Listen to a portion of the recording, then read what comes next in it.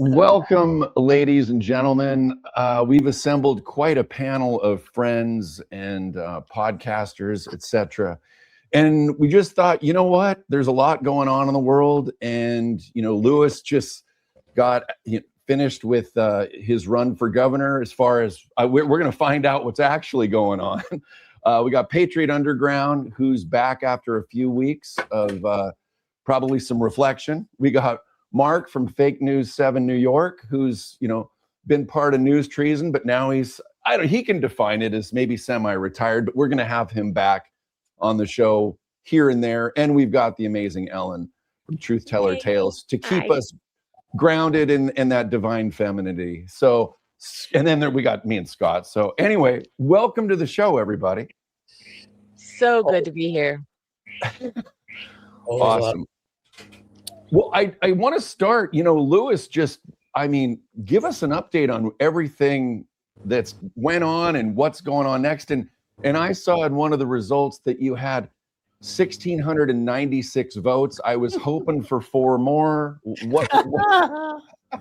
What is the latest in the Lewis Herms camp? Yeah, it is crazy. So, myself and I'm going to give props to another candidate, a candidate named Daniel Mercury. Actually, we were the most constitutional republic type candidates by far.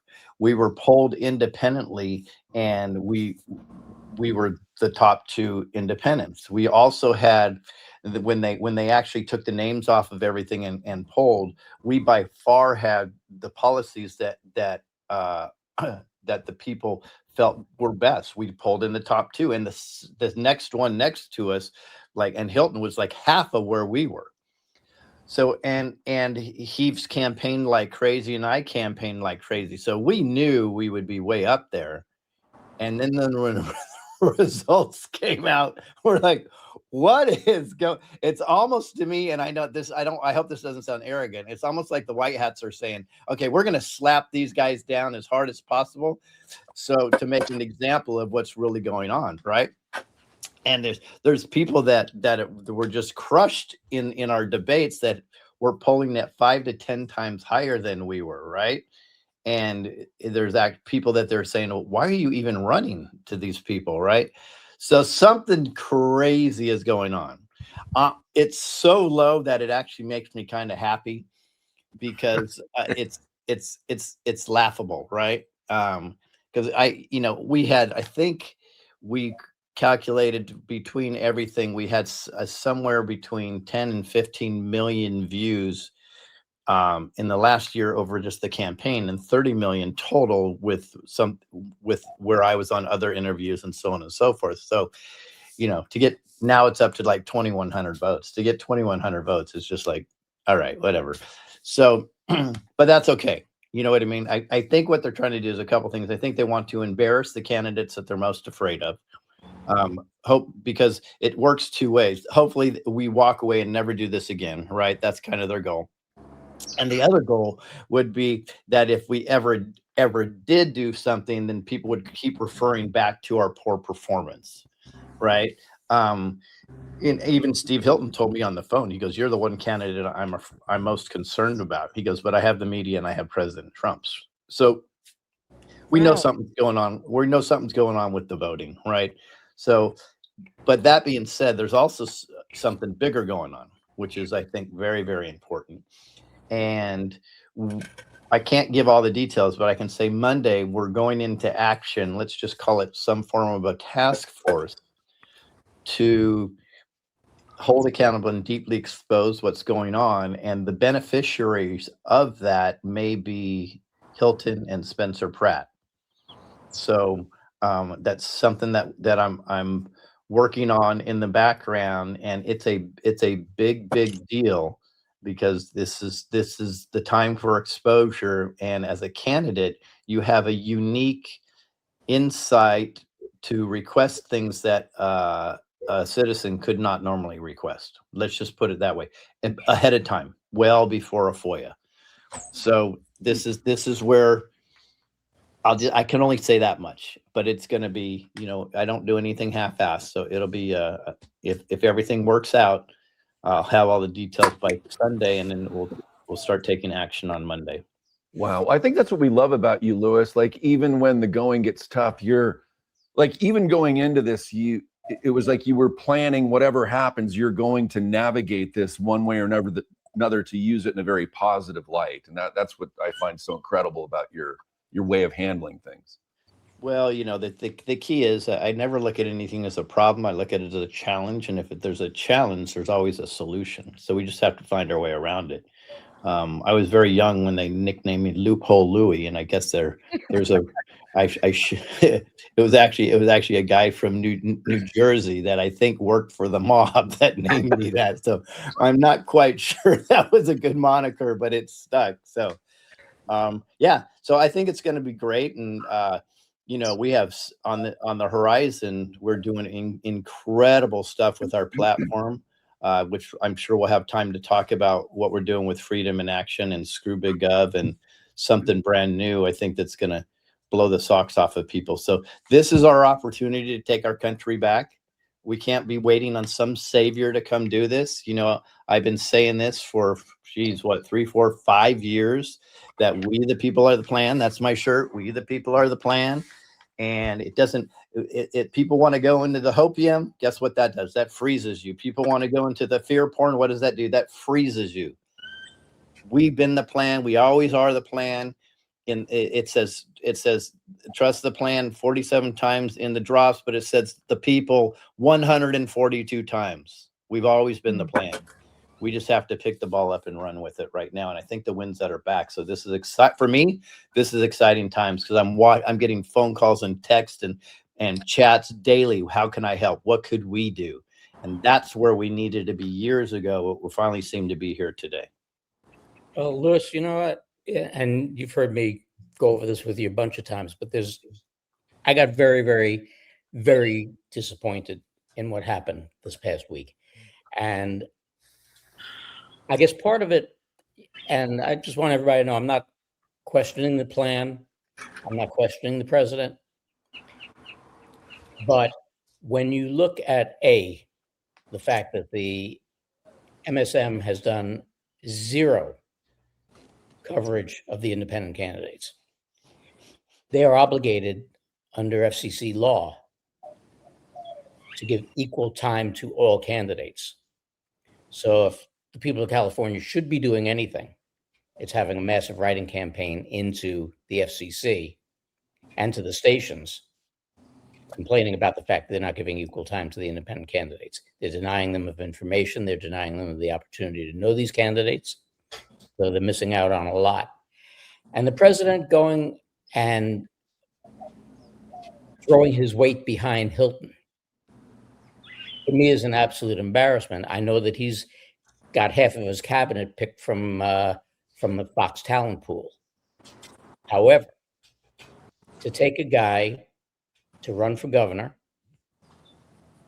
of a state that's probably more in trouble than any other state in the country, who is nothing more than a media hack. The only reason he's got any popularity is because of the fact that he's got a British accent and he was on Fox all these years. And he gets plenty of the notoriety from the other stations because of the fact that he was on Fox. They take care of their own. But above and beyond that, and I've railed about this for a long time already, where no journalist has ever questioned the narrative of 9/11. Where was Hilton's questioning of the narrative of 9/11? Does that indicate what kind of a governor, what kind of a politician he's going to be? That he withholds the truth for the sake of what the narrative happens to be? That's not what the state needs. That's not what the American people need. And I don't know the other candidates, but I do know you. I know what you bring to the table. And the people are being denied this information. And I think that, again, just like you said, and we've all said numerous times, the people need to step up. That's what this is all about. When the president said in 2017, he's returning the power and he's returning the country to the people, that doesn't mean that you sit back and go, oh, great, I've got the power. La, la, la. Okay, what are you doing for me now? No, get off your ass and do. And if it doesn't involve any money, if it involves something as simple as writing a damn letter Do it. So, Mark, one of the biggest challenges I've seen over the last years is when people wanted to step up and do something, they didn't have a playbook to do so. So, to give you a hint on what I'm doing moving forward is we're creating an online playbook so people know exactly what to do within their cities, their school boards, their counties, and their states. And it's going to be extraordinarily comprehensive. It's going to be part of my Freedom in Action website. And then in addition to that, we will finally have the app. It looks like we're going to get some funding for that to put the app out. That's Freedom in Action that will connect everybody from a patriotic social standpoint so they don't feel like they're on an island. And now we can organize and do what we need to do. So we all know Fox News is controlled opposition, right? So you've got Sean Hannity screaming at the top of his lungs, "Don't protest. That's not conservative." Right? You don't want to do that. Don't raise your voice. That's not conservative. Don't do that. Don't boycott. Well, those are all controlled opposition messages because what it does is it suppresses the conservatives from they dumb us down, just like the misinterpretation of Matthew 5:5, the meek shall inherit the earth with inside the corporate churches. The whole purpose is to dumb us down. That's not what meek ever meant. Meek never meant not docile and do nothing. Meek is a powerful, powerful a war horse called Prows from the Greek translation that protected the other horses, but people don't know this. So the conservatives have been the most attacked out of every, and I'm not saying Republicans specifically because the Republicans are dirty as hell and so are the Democrats, right? But the conservatives have been suppressed as much as they can because that is the righteous message from a constitutional republic. So therefore, we've been under attack very, very, very much. But hopefully, we have the tools, and now we have the will to do something about it coming forward. Yeah, I do think that's the difference too. Is Lewis? You said that they were hoping to, embarrass people like you. You would go away. Did they not realize we're living in a time where you're not going away? Nope. You're not. It's not going to stop you. It's not going to stop any of us at this point. None of us are going away. We're only going to. It only emboldens us more to have more momentum and to do more for sure. Yep. Mm-hmm. Agreed. Well, I guess I'll jump in here. It's really it's great to be back. It's been a long time. When Joe reached out to me and he said that Mark and he were going to be doing a show, I was like, well, I can't miss out on that opportunity because Mark knows that I always jump at any possibility to sit down and have a conversation with him. And likewise with Joe. And then I found out that Lewis was going to be coming on board, somebody that I just have tremendous respect for. And I have to say, Ellen as well, and Scott, not last but not least. I mean, you guys are some of my favorite people in the movement, so it's great to be here and to be a part of this discussion today. And I think it's going to be a really good one. It already has been. In listening to Lewis break down his the situation that's playing out in terms of the election, it occurred to me that this is really just it's. I mean, not that it's by any stretch a small matter because. I can't remember who said it. I think it was Mark, that California is probably in the worst shape of any state out there, but it's still, in a sense, a microcosm of the bigger picture of where we're at right now, just in terms of holding people accountable. And, folks know in my audience that I've certainly taken some time to do a little bit of reflecting. And I have to say that I've moved farther and farther in the direction of, like Mark said, not abandoning trust in the plan and not trying to throw shade on the White Hats or on Trump, but rather to look at the optics and the circumstances that we're in right now and perhaps interpret them in a different way in terms of what we, the Awakened, the Anon community, do moving forward. And I've largely come to the conclusion that they're pushing us harder and harder and harder every single day. Even though Trump puts out stuff saying, no panicins, and there's still that, don't black pill, trust the plan. I mean, that's still running rampant inside of our community, and I understand that has its place. But to me, it's like trusting the plan. And Lewis touched upon this a moment ago. Trusting the plan is that's very much open to interpretation. What does that really mean? Does it mean that we sit back and we more or less remain pacified by the things that we've been doing now for several years, all of which have been important, by the way. And I don't want to in any way send mixed messages here. I think that what all Anons do throughout the entire Patriot community is absolutely vital to this movement. So I'm not trying to tell anybody what they should or shouldn't be doing. And some of my recent commentary has been taken that way, unfortunately. But I believe that they're pushing us in this direction. I mean, none of us imagine, if you rewind the clock a little bit here, to earlier in the year when the Epstein files big drop came out and we were sifting through all that. It was like, oh my God, look at all the stuff that they're putting out there. And then, the next thing you know, we're supposedly at war with Iran, and we see Trump taking, just going after some of his strongest supporters. And it's like, it seems as if there's been a sharp pivot. And you have to ask yourself, I mean, why are they doing this? I mean, you could take the black pill approach and say, you see, this is all just a big betrayal, and there really is no plan or anything else. I don't believe that. I think that this is all part of this larger design to force us to the next level in terms of how we view our role in this military-civilian alliance. I think that, in the case of the election, that the white hats, like Lewis was saying, perhaps set this up on purpose so that, knowing who Lewis is and the type of man that he is, to drive that next level of action. Like, you're not going to just sit back and accept this. You're going to move forward. You're going to hold people accountable. You're going to push the needle as far as exposure.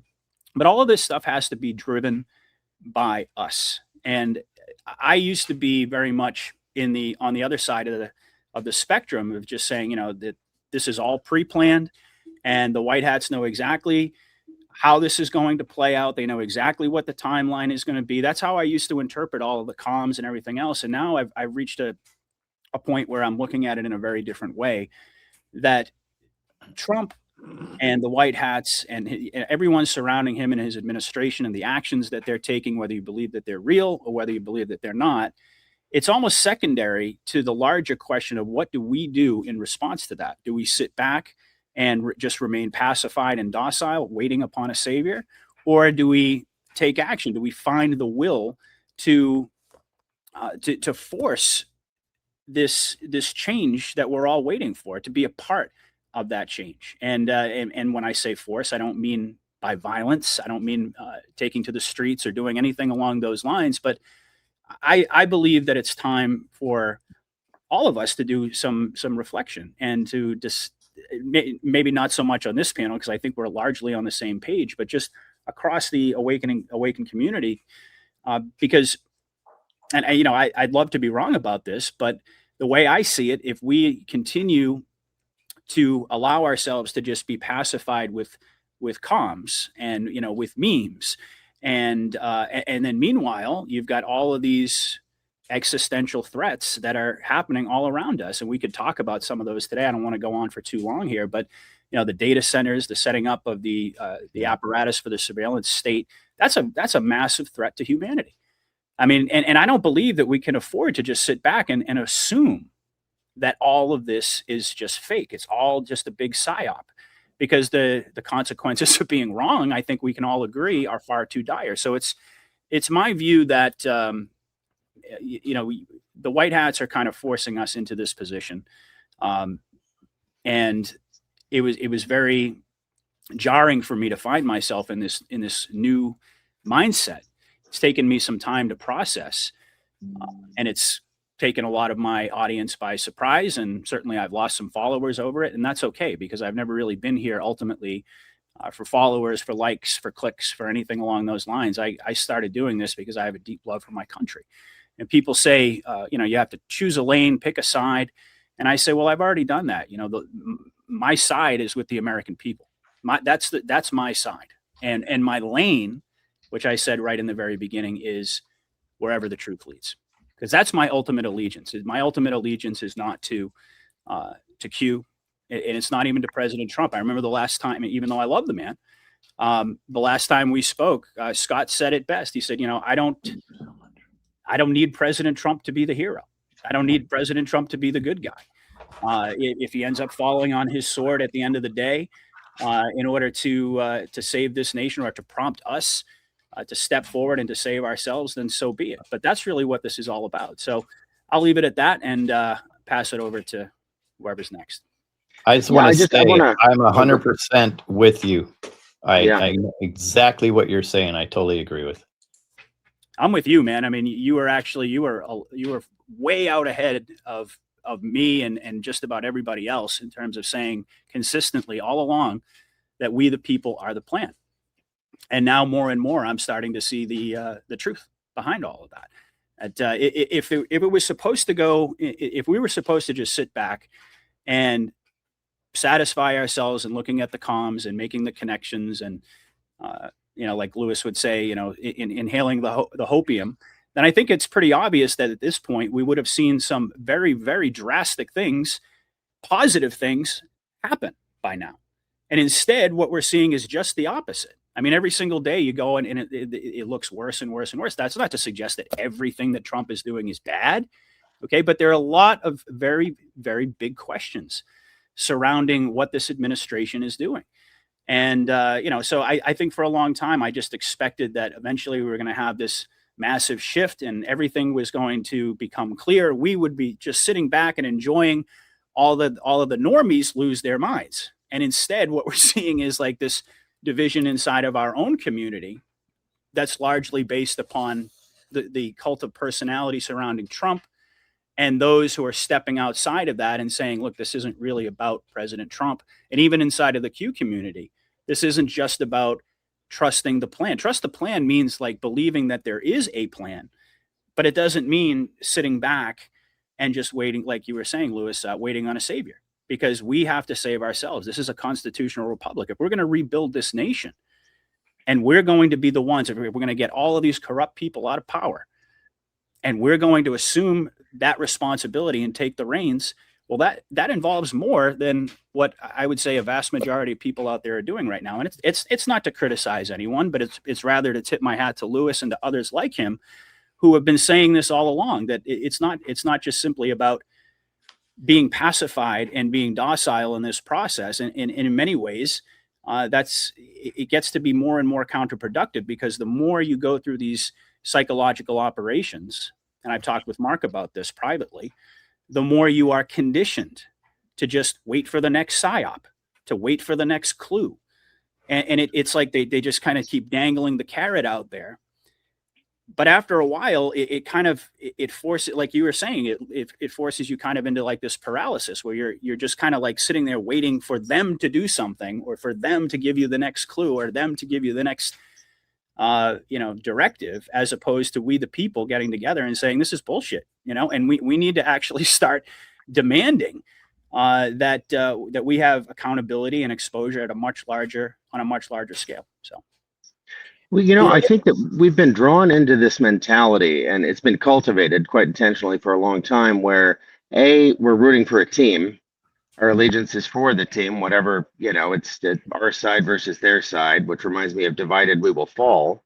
And then there's a lack of engagement. You look at the man on the street interviews that Mark Dice does, or some of these other folks do, and people don't even know how our government works at the most simple level. So I think, that's two big issues that needed to be addressed. We need to draw people in to having an interest in how the system works and how to change it. Everyone's disappointed in it. These outcomes are terrible. California is a beautiful example of just how terrible.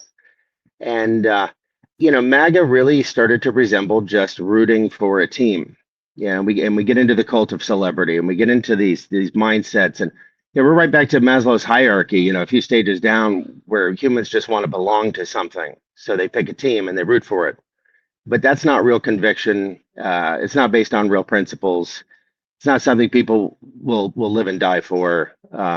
It's something else, and we need to get back to a mentality it's far deeper than that. And I think a lot of this is setting us up to do that. I mean, if I entered this arena, I don't know, around the time that Pam Bondi was doing her 180 on the Epstein files, I certainly wouldn't find myself on the MAGA side of things, and a lot of folks that have been writing you know, that team, well, they're sorrowfully disgusted with things. They don't know which end is up. But I think it's to shake us out of that mentality. And yeah, I don't think Trump has to be the good guy. He could be the complete villain in this, as long as the outcomes are good for the people. And we need to grow out of years and years and years of, well, quite frankly, mind control and manipulation, and find some kind of unity. And it isn't just the United States either. This is a global phenomenon in very various intensities. So I think there's wisdom in that. I think it's in a lot of ways the most painful part of this process. The glyphosate thing, the top of my head blew off in rage. I didn't really vocalize it too much because we've seen a lot of these tactics work out just fine. So I'm hoping that's the case in this situation. But I don't know. What do you think? Do you think we're getting deprogrammed so that we can be more meaningful as we the people? Well, I would say that's the intent, or I would hope that's the intent. What I definitely, and I know I've harped on this for years, y'all. I said, if President Trump comes riding in on a white Pegasus and saves the day, right, and we do nothing, we lose everything in a couple of years. If we are actively involved in taking back our republic, right, we can have it back forever, or at least hundreds and hundreds of years. This is why it's so important for us to be involved. And the founding fathers knew this way ahead of time. Ben Franklin said, it's a republic if we can keep it. Mm-hmm. So we're not going to keep it if it's handed to us. That is the construct that we've been conditioned to anyways, where everything just gets handed to somebody. And if it gets handed to you, you have no respect for it. You have no personal autonomy over it. If we fight for this, which I believe we're about ready to do, which that's why the pain has to come before the pleasure. That's just the way life works. You have to be uncomfortable before you become comfortable. This is the phase that we're in. But I think we're here now. And I see people stepping up. And I know I was lucky enough or blessed enough to be ahead of the curve 5 years ago, but that's not important. What's important is that we're all on the same page now. We're all working together. We're willing to go into our city council meetings and our school board meetings, and we're willing to do what it takes to expose this. And I've said for years, and I now people don't get mad at me, but years ago they did. And I said, stop idolizing President Trump. I said, if President Trump is who I think he is, he doesn't want you to idolize him. This is an exercise in our sovereignty, but you have to claim your sovereignty personally first before we can take it back altogether. Well, this is something I've said to people for a long time already, and I keep yelling at them about it. Well, Trump. First of all, this is a military operation. This is not a Trump plan. This is a military operation. And the analogy I always use is like the Rolling Stones. The military is the Rolling Stones and Trump is Jagger. He's the front man. He's the poker face who can go out there, who's dealt Trump in. is better looking though. Jagger could shave his butt and turn around and look better than he normally does, but especially now at 80 something. But Trump's a businessman, and he goes and he knows how to deal with these types of situations. But getting back to what Patriot was talking about before, and it's an important point, we are allegedly, my favorite word in the English language, we are allegedly in the Great Awakening. And people need to wake up and really look at things unemotionally and pragmatically. And they have to see, if you look at things closely enough and you listen to what's being said and what we're being told, a lot of what's being said echoes almost directly what we've come to know as Agenda 21, Agenda 2030, the plan for the New World Order, et cetera, et cetera. It reflects on it absolutely directly. And I think the purpose of that is to take the people who are awake and let them see, if you don't do something, if you don't start to take action towards something, this is going to happen. And then also by turn, because there's enough of it that's out there that irritates the normies. Say, you know, we can't have it like this. You can't have one world government. You can't have everybody. We can't be willy-nilly going into countries and taking them over and all of this stuff. We can't be allowing the powers that be to continue to manipulate the markets, et cetera, et cetera, et cetera. And you can't keep us all in poverty, because there are a whole bunch of inconsistencies out there. You know, we've heard from 2016, drill, baby, drill. Look at what's been going on with oil prices since the alleged conflict in Iran. Okay, if we've got more oil than anybody else in the world, we shouldn't have that problem with oil here. You've got all kinds of different things that are and oil affects everything that we deal with on a daily basis. It affects your grocery prices. It affects your heating and cooling of your home, going to and from work. Every little thing oil has a part of. So all of these different things and the control that's being exerted show the people this is what will be your life if you don't take action and do something about it.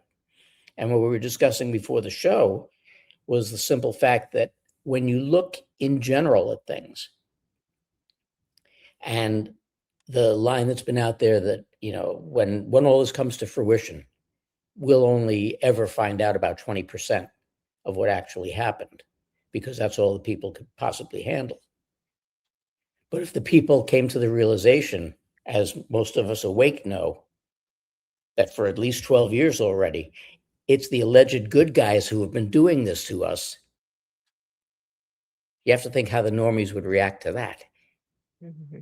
So there's a lot out there that people need to awaken to, mm-hmm, and come to the realization and do the things that are necessary. And I've said from the get-go, the key to this whole thing, if it's going to have legs and it's going to have longevity, is you have to change human nature. Yep. Yep. You know, during the pandemic, that was such a stark difference between who was going to follow the rules, mm-hmm, and who was not going to follow the rules. And right then, that was a big eye opener for a lot of us, that we would look around and be like, how could you not see that what is happening here, where we're standing 6 feet apart and double masked, right? And then that led us to just get so much information and dive into the information and just absorb it all, you know. And now we're coming into a time where the good news is that I've found is that there are people building infrastructures parallel to what is the normal folks are using. I've interviewed with people doing holistic centers, and new education centers and areas that are holistic for elderly. And so there are people doing things, and where there are people like Lewis who's coming up with infrastructures to help find their voice in other ways.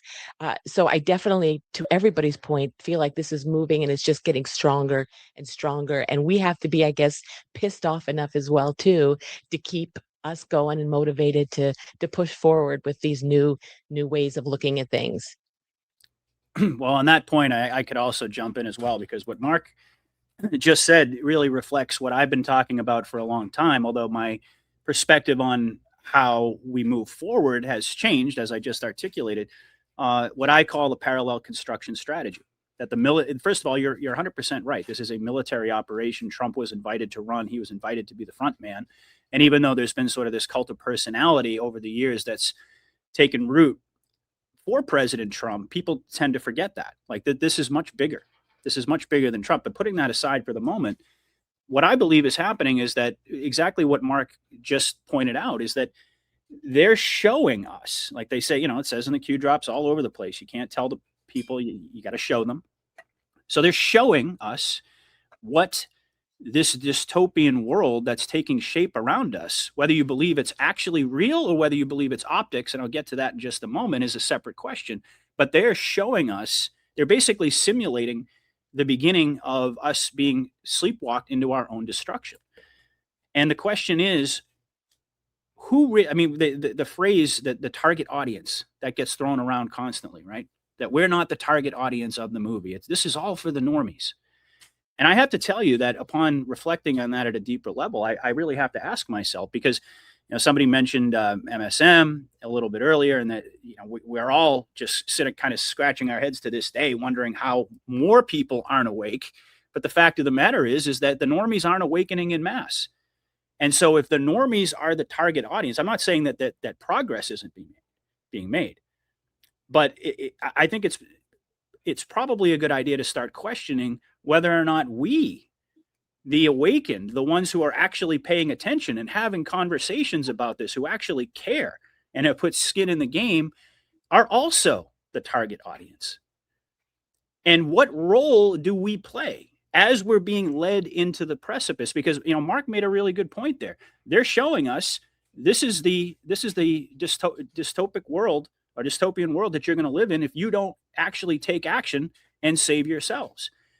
And then it kind of gets into the question, okay, well then, as Anons, if we believe that this is just simply all optics and none of it's actually real, is that the way that we should be interpreting this, and just sort of pointing out, oh, this is a psyop, and essentially convincing ourselves or pacifying ourselves that there's no real threat? Or is there actually a real threat if we don't take action? Now, I'm not here to solicit anybody's belief one way or another, but one thing I can tell you is that I believe that we are just as much as, perhaps even more so than the normies, the target audience of what's being rolled out right now.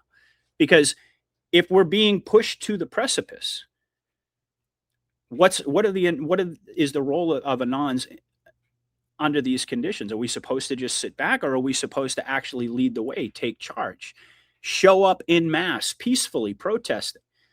I'm sure you guys have seen, it's been all over the news what's happening in Albania.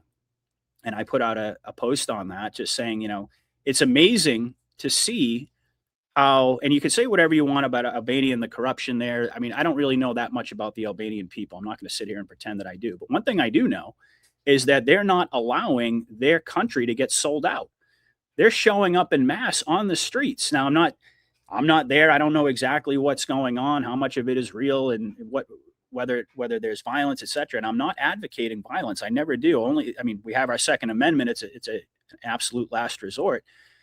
But it's incredible that in this country, we've seen so much corruption already exposed, that to the degree that we're led to believe now that our country is basically occupied by a foreign government, by a foreign nation.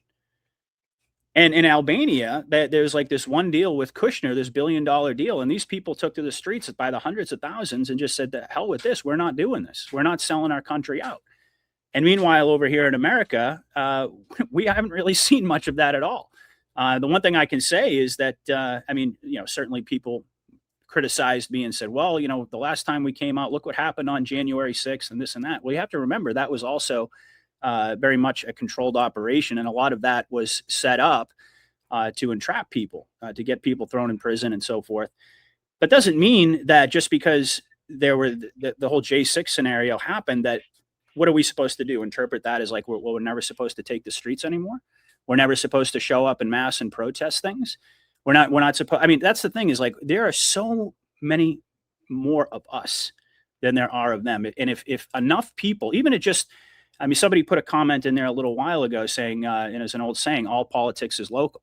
And it reminds me of what General Flynn has been consistently saying, like local action equals national impact.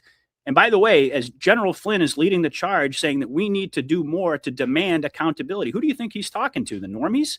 They're not listening to General Flynn. We're the ones listening to General Flynn. So it could be that that's the message that they're trying to convey.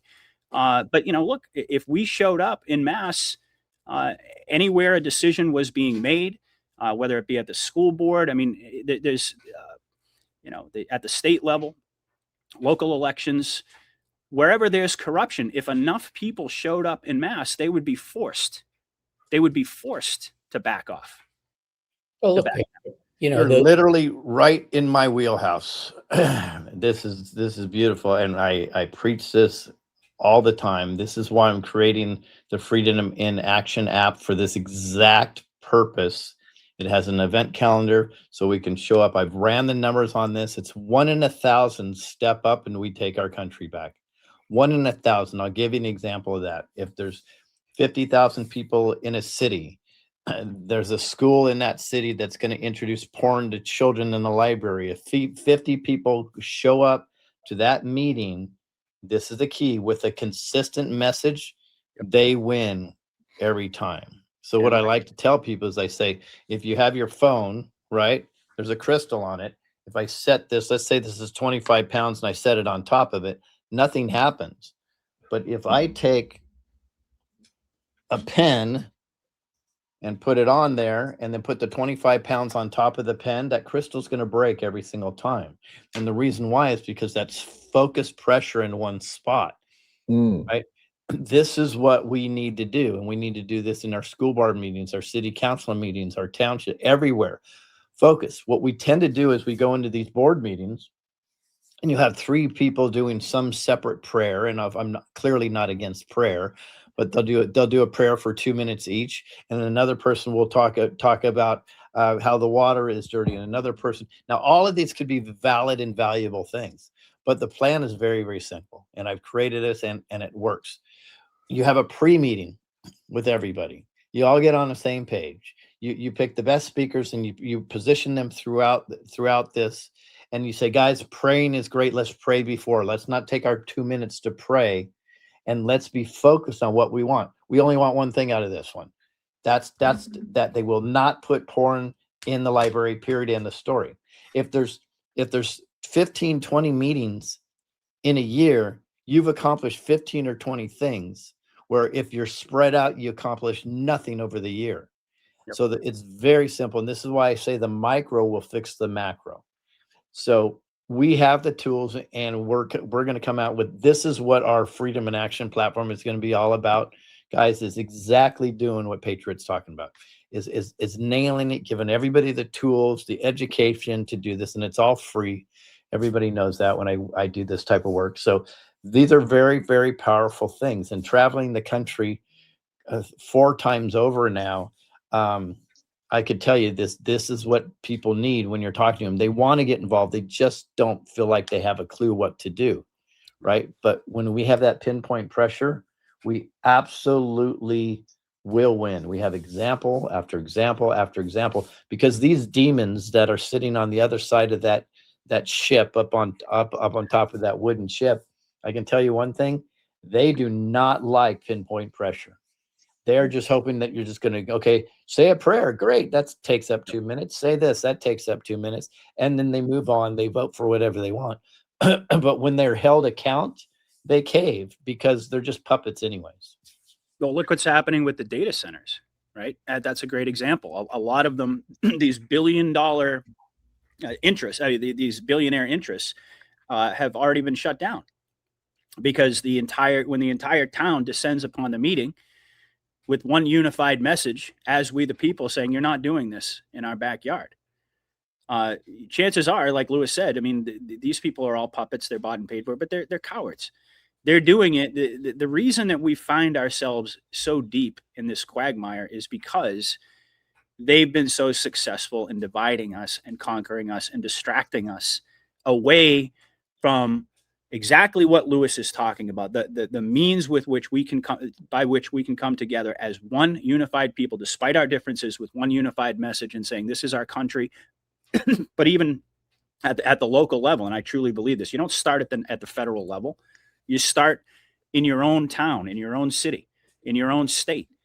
And it has ripple effects. It inspires other people to come forward. That's really what it is. And I mean, look at how many people Lewis has inspired already to adopt a more aggressive, peaceful but aggressive attitude, and an active attitude about, like, we have to show up. There's an old saying, 90% of life is showing up. And it's great that we've been educating ourselves, and we've been learning so much along the way in this process of the Great Awakening. But it raises the question, what are we supposed to do with all of this knowledge that we have? Are we supposed to just sit here and have conversations? I mean, sure, this is great. I love getting on these panels and podcasting and having these great discussions. But the reason I do it primarily is to put out a message that hopefully is going to resonate with people, not just to make them comfortable, but perhaps to say, there's a reason that you're being made to feel uncomfortable.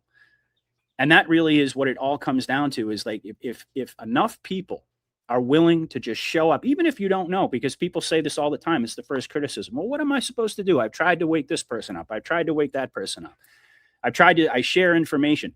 Look, I'm not saying that that's bad, but what I'm saying is that as long as we are kept apart and we don't physically come together and take action together peacefully, like Lewis said, with one unified message, they're going to just continue driving this agenda forward. Like, they're dead serious about it. Whether you think it's optics, whether you think it's real, it's a separate question. The fact of the matter is that this is the perception of reality around us right now. They're showing us existential threats to humanity are actually taking root. And we have to ask ourselves, are we going to sit back and just simply allow this to happen? And even if you think it's all fake and it's all a psyop, does that mean that you're supposed to just sit back and enjoy the show and eat your popcorn and pass your stale soda? I don't think so. Didn't we start out with a plan? I mean, I think it was called the Constitution. The founding fathers kind of had some information as well. And it wasn't just trust the plan, it demanded our participation. And one key point was to throw off tyrannical government. And what have we seen for the last, I don't know how many years? We've seen nothing but tyranny, largely in the form of fraud. I mean, look at, we had Doge, we had the whole Somali revelations. I mean, it just goes on and on and on. Wait till we hit healthcare and the derivatives market and some of these other things. This is something we've just sat back and in some varying levels of discuss, but there's been no real action. But Scott, and January 6th represented a certain amount of action, and we saw how they dealt with that. But I think that emphasized the presence of tyranny. So I think the unity piece is really important here. And I think, sometimes revolution doesn't have to be violent. It can just say, hey, we don't recognize you as authority. We're not going to participate in that system any longer. We had a plan. It's called, like the Second Amendment, the entire Constitution that we've deviated so much from. So I think maybe we're being steered in that direction. Yeah. Well, Scott, the point with that is we've been pushed that way our entire lives. This is what my business, under the control of the powers that be, has done for decades. It's a brainwashing. There's no greater motivator in life than fear. And we are the biggest fear mongers out there. We go out and we push fear. Look, that it's become a comical phrase already. If it bleeds, it leads. Okay? That's the news business. That's how they've taken control. And very honestly, and I've said this a million times, and we've discussed this a million times, okay? We as the quote unquote new media, and I'm not taking this panel into consideration, but a lot of what's out there has become just as bad as the MSM. And they go and they push the fear porn and they keep us under the thumb, and they've divided us and made us afraid of certain words and certain actions or reactions to the point where everybody was scared. But bitches, we're out of the closet now. Okay. We don't have to be afraid to come out and say what we feel, because there are more than enough of us out there. There are more than them out there. But people are still afraid of being called a racist, an anti-Semite, a homophobe, et cetera, et cetera, et cetera. Every adjective that's been added to our vocabulary to keep us from stepping out of line. Yep. We must. So the key, Mark, and I love that you're saying this, is it's authenticity. And I can tell you two very interesting scenarios during this run for governor. One is a gentleman named Jesse Lee Peterson interviewed me, right? And he said something to the effect, he says, "Can white man use the word nigger?" And I think I shocked him. I said, absolutely. I said, the word disgusts me, and I would never use it. That's not something in my vocabulary, but it's freedom of speech. Absolutely, we should be able to do. And he's a black man, so he was challenging me, a white man, with that question. And then Then just last weekend, I was in an interesting forum at University of California, Santa Barbara. And the first person that got up that spoke, she said, I'm a professor, blah, blah, blah. My pronouns are he, her, or whatever the hell, or she, he. No, I'm sorry, she, her. See how confusing it is?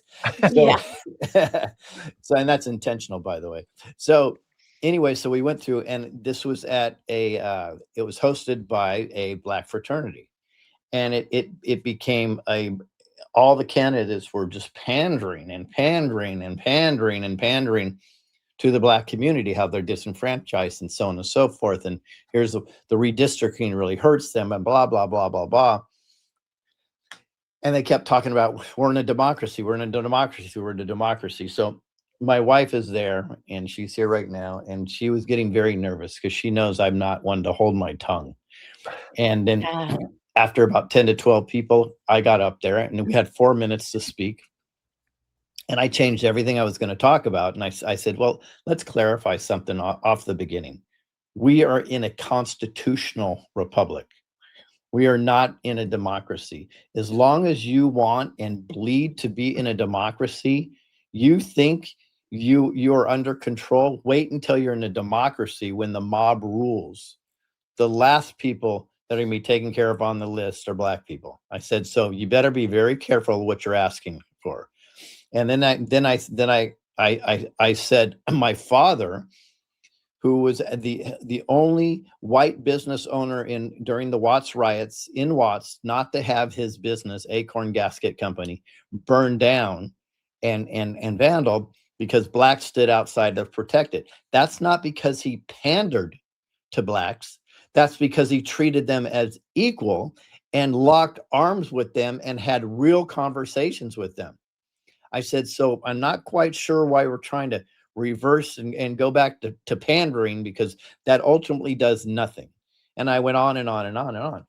I'm not saying this because I'm pretty cool, although my wife thinks I am. One person on the planet thinks I am. The reason why I'm saying this is we have to be courageous and authentic in our message. And it's extraordinarily important. We cannot operate in fear. When we refrain from saying something because we're concerned about how we're going to look, we are operating in fear, whether we want to say that or not. We must be authentic, and authenticity rules the day.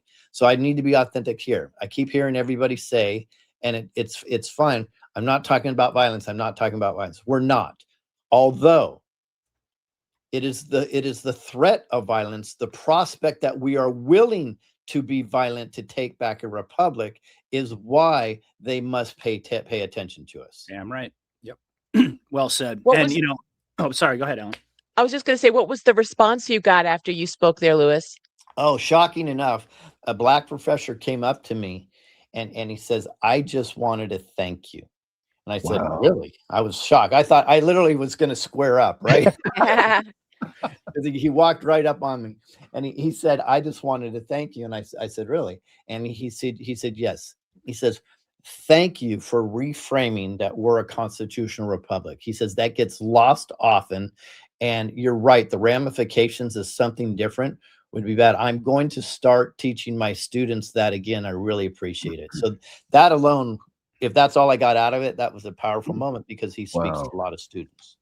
Absolutely. He would have come up to you about the other comment, because people, one of the things people fail to understand, and that's people in the media and people in alternative media, words can hurt. And a pejorative word hurts no matter if you're part of that group or not. My feeling on the quote unquote N word, and I've said this to Blacks and whites alike, niggers come in all colors, because it's not just a bastardized Southern dialect of the word Negro, but it's an idealism, and they come in all colors. Those type of bad people come in all colors. So when it comes to that, even Blacks using it, even though they changed it from nigger to nigga doesn't make it any, that doesn't take the toxicity out of it. And I've always used the phrase, I have never walked into a synagogue and said, yo, kike, what's happening? If it's a pejorative, it's a pejorative. You don't say it. And you certainly don't say it because you want to detoxify it or make it less painful. It doesn't work that way. And people have to be a little more consistent and considerate in the things that they're saying and thinking. And we need to police our own. Well, I've always said, I may not like something that you say, but I will fight for your right to say it. Yep. And that is the most important thing I believe, because that is really what our founding fathers were their set belief system was on, which is very, very powerful. And it's everybody says, what's the most important amendment? And I say the Second Amendment. They said, really? I thought it would be the first. Yeah, the second, because it protects the First Amendment and all the other amendments thereafter. I'm glad you made that point, because I mean, it really is true that the reason that we have a First Amendment is because of the threat of the use of force. Like we're willing to go there. And I think that you don't have to show up with weapons to send that message. That's the thing. But you know, there's so many things that have been said that have been really, really important. What you were talking about, Lewis, in terms of us being a constitutional republic versus a democracy, reminds me of it was Thomas Massey who put out a tweet saying that if people vote with the president, then we have a monarchy. If people vote, based upon if we have democracy, then basically we have mob rule. But if we operate under the Constitution, then we have a republic. I mean, I'm paraphrasing a little bit, but it's so important that people understand what it is that we're trying to reclaim, because that's the other thing. I mean, we can't really have a clear idea of what it is to do, how we take action, unless we understand the framework of what it is that we're trying to reclaim in the first place. But the whole concept of, I mean, I've been sitting here listening to everybody and monitoring the comments as well. And, you see the same thing over and over and over of people saying, yeah, but the problem is blah, blah, blah, right? The problem is that so many people are one check away, or, one paycheck away from bankruptcy and going broke and losing their homes. Other people will say, well, yeah, if you show up somewhere, they're just going to arrest you and so forth. There's always an excuse. There's always a reason not to take action. And that's why we are progressively allowing our rights to be taken from us, right? Because we haven't made the commitment. I mean, look, let's take the bankruptcy situation, or people being, going broke, the threat of losing their homes. If it continues along this way and nothing changes, you will lose your home. You will go bankrupt. So you're going to wait for that to happen before you take action, before you put skin in the game? No. And, if one or two people show up to protest something, or, go down to some local municipality, yeah, they might be able to arrest a few of you. But the whole point we were making earlier is that if 300 people show up, they're not arresting anybody. You're essentially going to take that place over, right? And that's the type of attitude. And I think that, and it's not to be dismissive of the concerns that people have, because I have the same ones. But if we are going to reclaim this republic, we have to move beyond that fear. And I believe that the whole reason that we were pre-awakened ahead of all the masses is so that we could be the focal points. We could be the ones to be the local leaders in our communities. You don't have to have name recognition. You don't have to be famous. You just have to have will, and you just have to have courage, and you have to be willing to stand behind principle. And the more that you do that, the more other people will follow you. I've heard people say all the time, oh, well, we need a leader in order to do this. How about you be a leader? Why don't you start and try doing a little bit of organizing on your own? May not happen overnight. And that's the other thing. We've devolved into a very instant gratification. Instant gratification type of mentality, where if we don't get the result on the first try, or we see a couple of obstacles in front of us, we just say, oh, there's no point. Mm-hmm. And that's why I believe that so many people have gravitated in the direction of just like, okay, just sit back, trust the plan, let the white hats do everything, because it's more comfortable to do that. Let's just be honest. It's a lot more comfortable. It takes a lot less effort. And, you know, and I'm not suggesting that people go put themselves in stupid situations. I mean, you have to use common sense. You don't want to, you know, run around and pop off and do something that's stupid that's going to get you thrown in jail. What I'm talking about is like using our rights while we still have them in order to organize and to take action at a local level and watch how that reverberates throughout the entire country and really throughout the entire world. Because anytime that happens, I mean, you see these viral videos on social media of that data center in New Jersey, that massive project that got shut down, and there have been several other ones where the people have come together in, you know, by the hundreds, if not the thousands, in these local communities, and they've affected real change peacefully. Sure, if 3 or 4 people showed up, even if they had a unified message, it may not go anywhere. But if at first you don't succeed, you try again, and you just keep pushing and you keep pushing, and you don't lose sight of what the ultimate goal is, and you operate on those principles. If we're not willing to do that, I mean, that's the thing. You have to really ask yourself that question, folks. If you're not willing to do that, then do you really even deserve a constitutional republic? Do you even deserve the birthright that our founding fathers passed on to us, that previous generations sacrificed and fought and died for? I mean, today happens to be the anniversary of D-Day, right? Mm-hmm. I mean, it's incredible how people lose sight. And this is why, again, going back to what we talked about earlier, why it's so dangerous to get into this cult of personality type of a mentality, where the only thing you're focusing on are, you know, deconstructing the psyops. That can go on literally for another. I mean, we could all be dead and gone, and they could still be running these psyops on us, get people to take action. I mean, is that what we really want? Of course not. You know, we've been trained. I believe that this is a training ground. This is the military civilian alliance and all of these psychological operations pushing us to the precipice where we have no other choice. We can't sit back and we can't take anything on faith any longer because the threats are just too great. We have to take action now while we still have the opportunity to do so. Or like Mark said earlier, if not, then you get what you get. Hey, Joe, would you allow me to tie a bow on this? And I'll be upfront. It's probably going to take 3 to 5 minutes, but I think I can tie all this stuff together with timelines that may blow people away. Plus, somebody is requesting to know about Orange County, which links directly into this. Absolutely, and I just want to show people what you are doing next weekend. If you can just talk about this for 1 second and then go into that. So this is what Lewis is going to be part of. Please, Lewis, take it away and then go right into what you need to say. So yeah, this is the Fraud Fighter Summit, which will be June 15th to 17th in Las Vegas. And as you can see, there'll be some very, very powerful people there. And I think there's going to be some surprise guests there also.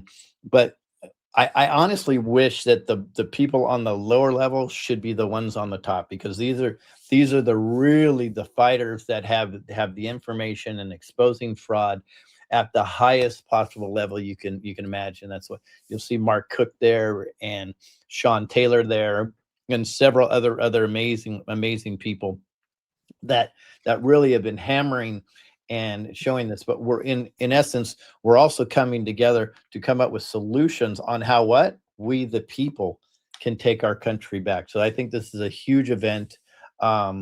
It's I believe I don't get anything out of this, but I believe the price is $350, which people would say, oh, that's expensive, but it's 3 days. It includes a film, but you know what it also includes? It includes 7 gourmet meals over the time, so nobody has to pay for their own meals too. So I think that the value is really there. But I'll be there. I'm gonna be off of the mainland, and then we're gonna fly into there, and then I have an event in Tennessee, and then Florida, then fly back home. But such is our life right now. But it's all good. But let me tie a bow on what we were talking about. Thank you, Lewis.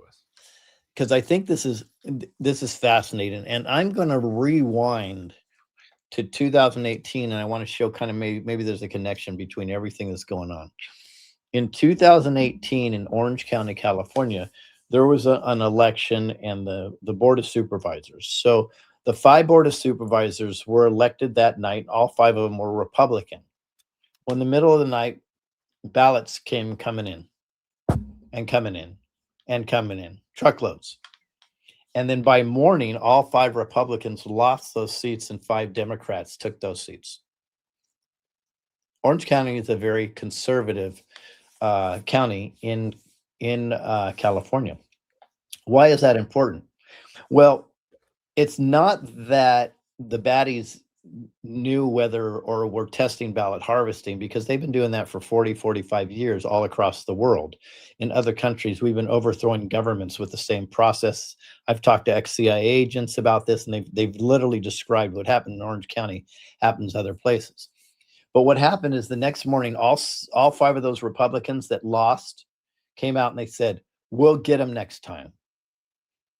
So what happened at that moment is, I believe the test was, what was the resolve of the Republicans and the conservatives?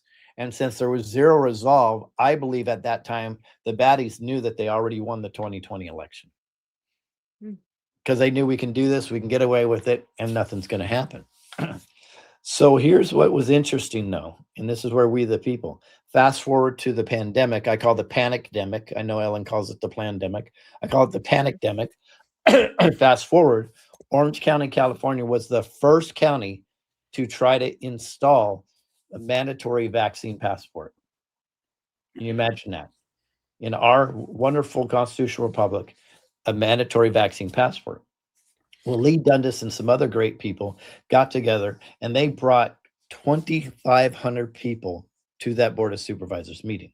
Now, remember, these Board of Supervisors are all bought and paid for. They could be pedophiles. Who knows what they're compromised, but they are definitely only answering to a higher level cabal. So those 2,500 came over there. I think about 1,400 signed up to speak. And when they got through about 700 people speaking, can you imagine how long that took? Finally, the supervisors, those dirty supervisors, got together. They pulled it off the table and they said, "We're not going to vote on it." So at that moment in time, these 5 highly corrupt supervisors said, "We are more afraid of we the people than going back to our controllers that have all the dirt on us, all the money on us, and that we're really scared of." We the people proved right there at that moment that we had everything. And then you go to J6. J6 was brought up, and I'm going to tie this together. Well, guys, I was at J6. I'm feel very proud that myself and the Viking probably saved a lot of lives on that day, which is an untold story that people have avoided completely. And I can tell you that the FBI has been at my house. They've been in my garage. They've been in my backyard. They've interrogated myself over this. Why is this important? J6 is a psyop. I think there's probably 2 million people there, and there are a few thousand that were arrested. Mm-hmm. What does everybody focus on? The few thousand that arrested. It's fear. It's constant fear. It's fear. It's fear. It's fear. Because now, after J6, I saw every time I said, "Hey, show up to the meeting and do this." "Oh, geez, I don't want to get arrested. You saw what happened at J6. I said, "Well, there's also J6 is a controlled captured operation. It's actually a little bit different. It's so different that when I was doing my truth tours, my people in the security team that were with me sometimes were like, "We're not driving through DC." That's how much it's a different entity than the rest of the United States, right? I can go into corporation, all that, but that'll get us off track.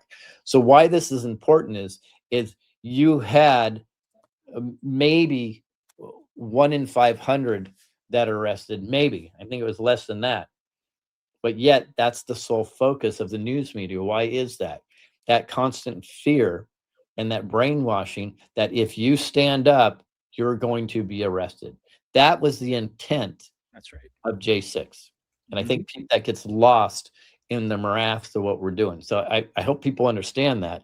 Now, our solution coming forward is the Freedom in Action Plan, because it's going to be able to do exactly what people are requesting here. There's an event calendar. Boom. Does it come up on event? Everything's already geo-targeted. By the way, that software is already inside of it. It's working. Geo-targeting works. You're like, good. Is there anything going on within 50 miles of me? Yes, right here. Here it is. Take a look. How about my county? Click on your county. Here it is. That all is already working in this. The reason why this Freedom in Action is so, and I'm not I don't even know when it's going to be out. So I'm not pushing it. I'm letting you know that there is something that we can do. It's because now we can organize together individually without fear. And I can tell you, do you know how many people were arrested at the Orange County event out of Nope. 2,500? Zero. I was gonna say, Wow. yeah. Yep. It's so well said. It really is. It comes down to, and I'm glad you laid that out about January 6th. I wasn't going to really launch into it. And certainly I think you know a lot more about it than I do, having been there, because I wasn't. But very clear to see that. I mean, look at the impact that it's had to this day. I mean, this is what happens when you bring this up and you say it's time for people to go out and protest, take to the streets. That's always the response that you're met with. And it really comes down to keeping us locked inside of fear. And again, that's what makes the whole the whole passive approach to this whole thing, even for the most well-intentioned, best-informed patriots out there, it makes it so appealing to just believe that everything is just going to get taken care of for us, so that we don't have to actually risk anything. I mean, it's not to suggest that if you go out and take action, there's not some sort of a risk involved. But again, there's a much bigger risk in not taking action, like we talked about. There's this mentality, and I can say this because this was exactly what I believed for such a long time, that we're seeing all of this exposure. I mean, certainly we could see more, but we've seen a lot. I think we could agree that a lot of stuff has come out that we never would have probably been discussing or seen on the grand scale that we have, where there are not some benevolent military forces behind the scenes pushing that. Right. So we can all agree that there is a military operation going on, but I had the attitude like they're dripping all this stuff out. They're exposing it little by little in order to primarily, this is what I thought the main goal was, to mentally and emotionally prepare all of the sheep-like normies out there to be able to face the truth. Like that was the main mission. Now, I'm not suggesting that's not part of it. I'm not saying it's all one or the other. But the exposure was really meant for the preparation, so that people that society wouldn't crumble. And then at the appropriate time, when the white hats believed or could detect that enough people were awake and emotionally, mentally prepared, then they could get into the justice phase. I guess it's sort of an oversimplification, but that's what I used to believe. Like I said, I haven't abandoned that entirely. I think that's from the perspective of all of these normies out there who are going to be shattered by the realities that they're going to be faced with. There's a lot of truth to that. But as far as us, I believe that the exposure is prompting us, forcing us into taking action. That has to happen before we're going to see any justice. As a matter of fact, I think that's far more important.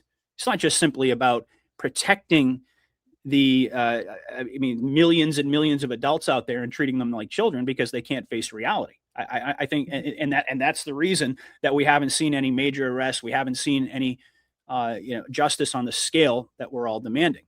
But I think the far bigger factor here is that once we decide to rise above that fear, once we decide to put our differences aside and just operate at the level of principle and commitment and will, there is absolutely nothing that can stop the change that we want to happen. And President Trump said it himself.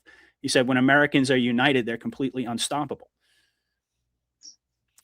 And I think it's not just in terms of in terms of foreign policy and going and fighting wars and all that. No, what he's telling us, what he's all reminding us, he's reminding all of us is that we, the people, have the power, right? But we have to reclaim it. It's not just going to be given to us. We actually have to go out there and we have to reclaim it. Exactly. It's, getting back to the fear thing, and I'll wrap it up with this. I believe it was Thomas Jefferson who said, when the people fear the government, there's tyranny. When the government fears the people, there's liberty. And that's ultimately, I think, the mindset that we all, and a lot of us aren't going to get there right away, but the more they continue, the more that they push all these psychological operations, the worse the optics get, the higher gas prices go. I mean, you could go on and on and on. It's really going to force people out of their comfort zone. And at a certain point, I mean, even going back to the Revolutionary War, I mean, it's not as if they just wanted to immediately go to war. They tried multiple different avenues to settle their grievances, but ultimately, people have to. I mean, you go back throughout the annals of history, and you look at any major revolutionary event, it always took place because the people finally had been pushed and they had enough, and they came together collectively with a united purpose. And here in America, I mean, and I said this the other day in reference to what I was mentioning earlier about Albania, like just saying that look at what they're doing in Albania versus like what we're unwilling to do here when we've got 400 million civilian-owned firearms in circulation. I mean, we could take this country back overnight if the people were. We could do it this weekend if the people were united and on the same page. But that's the problem. They use divide and conquer tactics, and they're constantly, like Lewis said, they're constantly trying to keep us in a state of fear, because when you're afraid, you're paralyzed. You don't take action, and you just want to believe that somebody's going to come and save the day. In that same message, Patriot, didn't you also say, because they're taking action over there and people are learning that babies are being eaten and people just turn the other way? Isn't that what you said? Something like that? Something like that, yeah. Yeah. And it just shows the great job they've done on brainwashing people and keeping everybody's point they've made. People are so worried about their next paycheck, worried about this, worried about that, fearful of this, fearful of that. And it's a perfect storm they've created for humanity, right? So that we don't come together and do precisely what we're talking about today. But there's enough of us now that are aware of this and understand, and this conversation is so important because action does have to happen. And as Lewis says, if it's just 1 in 1,000 people or whatever, it can happen with a small majority of us that are willing to stand up and take action at this crucial time in our history with divine protection as well. Well, Yeah, and that small percentage was, I think, about 3%. Yeah, and that's really important to keep in mind. Yeah. But they've used all these psyops, and you guys touched on the racial one for sure. With regard to different groups of people having different rules applied to them, whether it's cultural or otherwise, I think that's really dangerous. I've hung out with a lot of military guys, and boy, do they give each other hell for their racial background and so on. But ultimately, there's this underlying brotherhood because everyone sees each other as an individual, and that's a big threat, to these powers that are trying to turn us into sheep that need governance.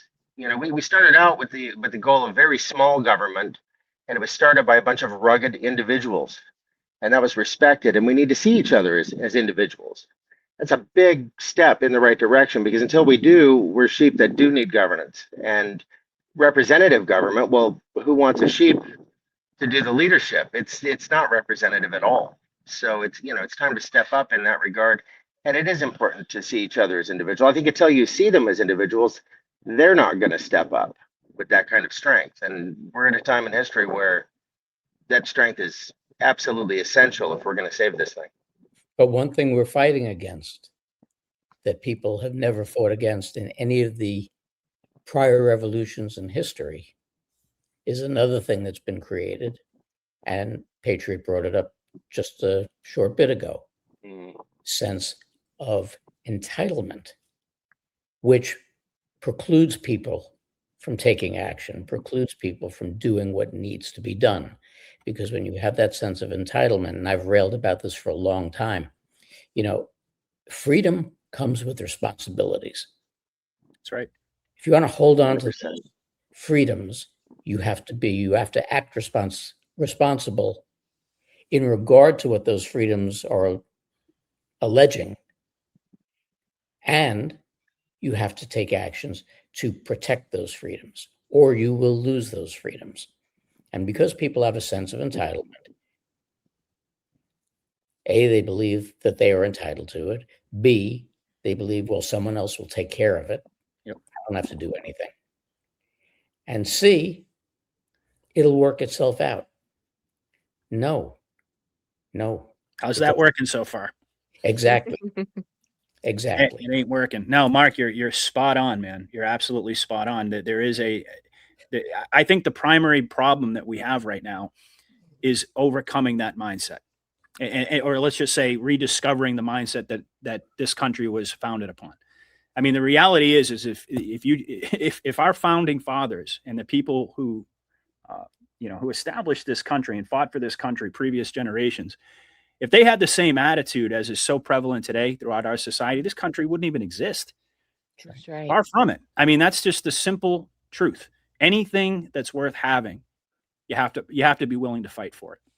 And there are lots of different ways of fighting. And like Lewis said, I mean, at the end of the day, let's not forget that we have the option, if we ever felt that it was necessary, to take that last step of taking up arms. None of us want that. And that's the thing. It's like, I mean, that's, Ellen, you brought up the post that I put out the other day, and people were writing back to me saying, "Oh my God, you've completely lost the plot. You've lost your mind. The whole point is to do this without kinetic fighting." And I'm like, as if I was advocating people going out into the streets and engaging in violence. That wasn't the point at all. But, people, they only see, and sometimes what they want to see, they see it through a certain lens and they twist the message around. The point, folks, is that, as Mark just eloquently laid out, if you're not willing to put aside that sense of entitlement and that, instant gratification type of mentality, and you're not willing to rise above your fear, and then you're not going to ever get anywhere in life. And these are principles that are even broader than the discussion that we're having. I mean, just think about your own personal lives for everybody out there. Anytime you face a real obstacle, a real challenge, you're not going to ever overcome it unless you find the will and the strength and the courage to take the necessary steps to fix that problem. And we're just talking about this on a much broader scale in terms of saving our country, but the principle still applies, no matter how you want to look at it. And so if we can sit here all day long and we can just say, well, the white hats are coming, and let's just wait for the next comm and the next psyop, and rinse, repeat,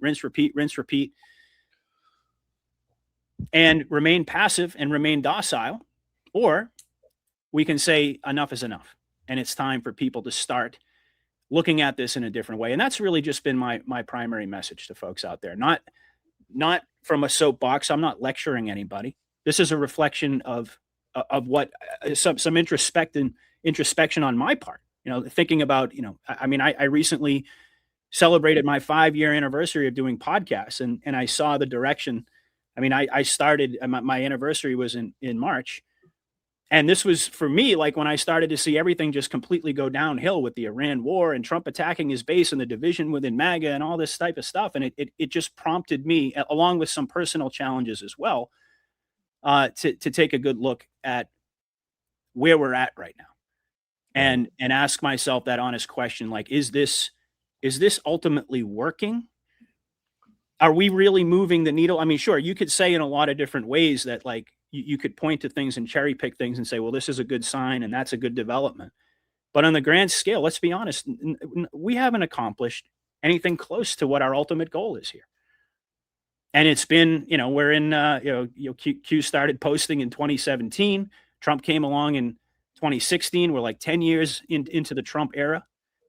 And, more and more people every single day are getting disillusioned. They're exhausted, and they're angry, and so on and so forth. So I say, okay, well, what do we do about it?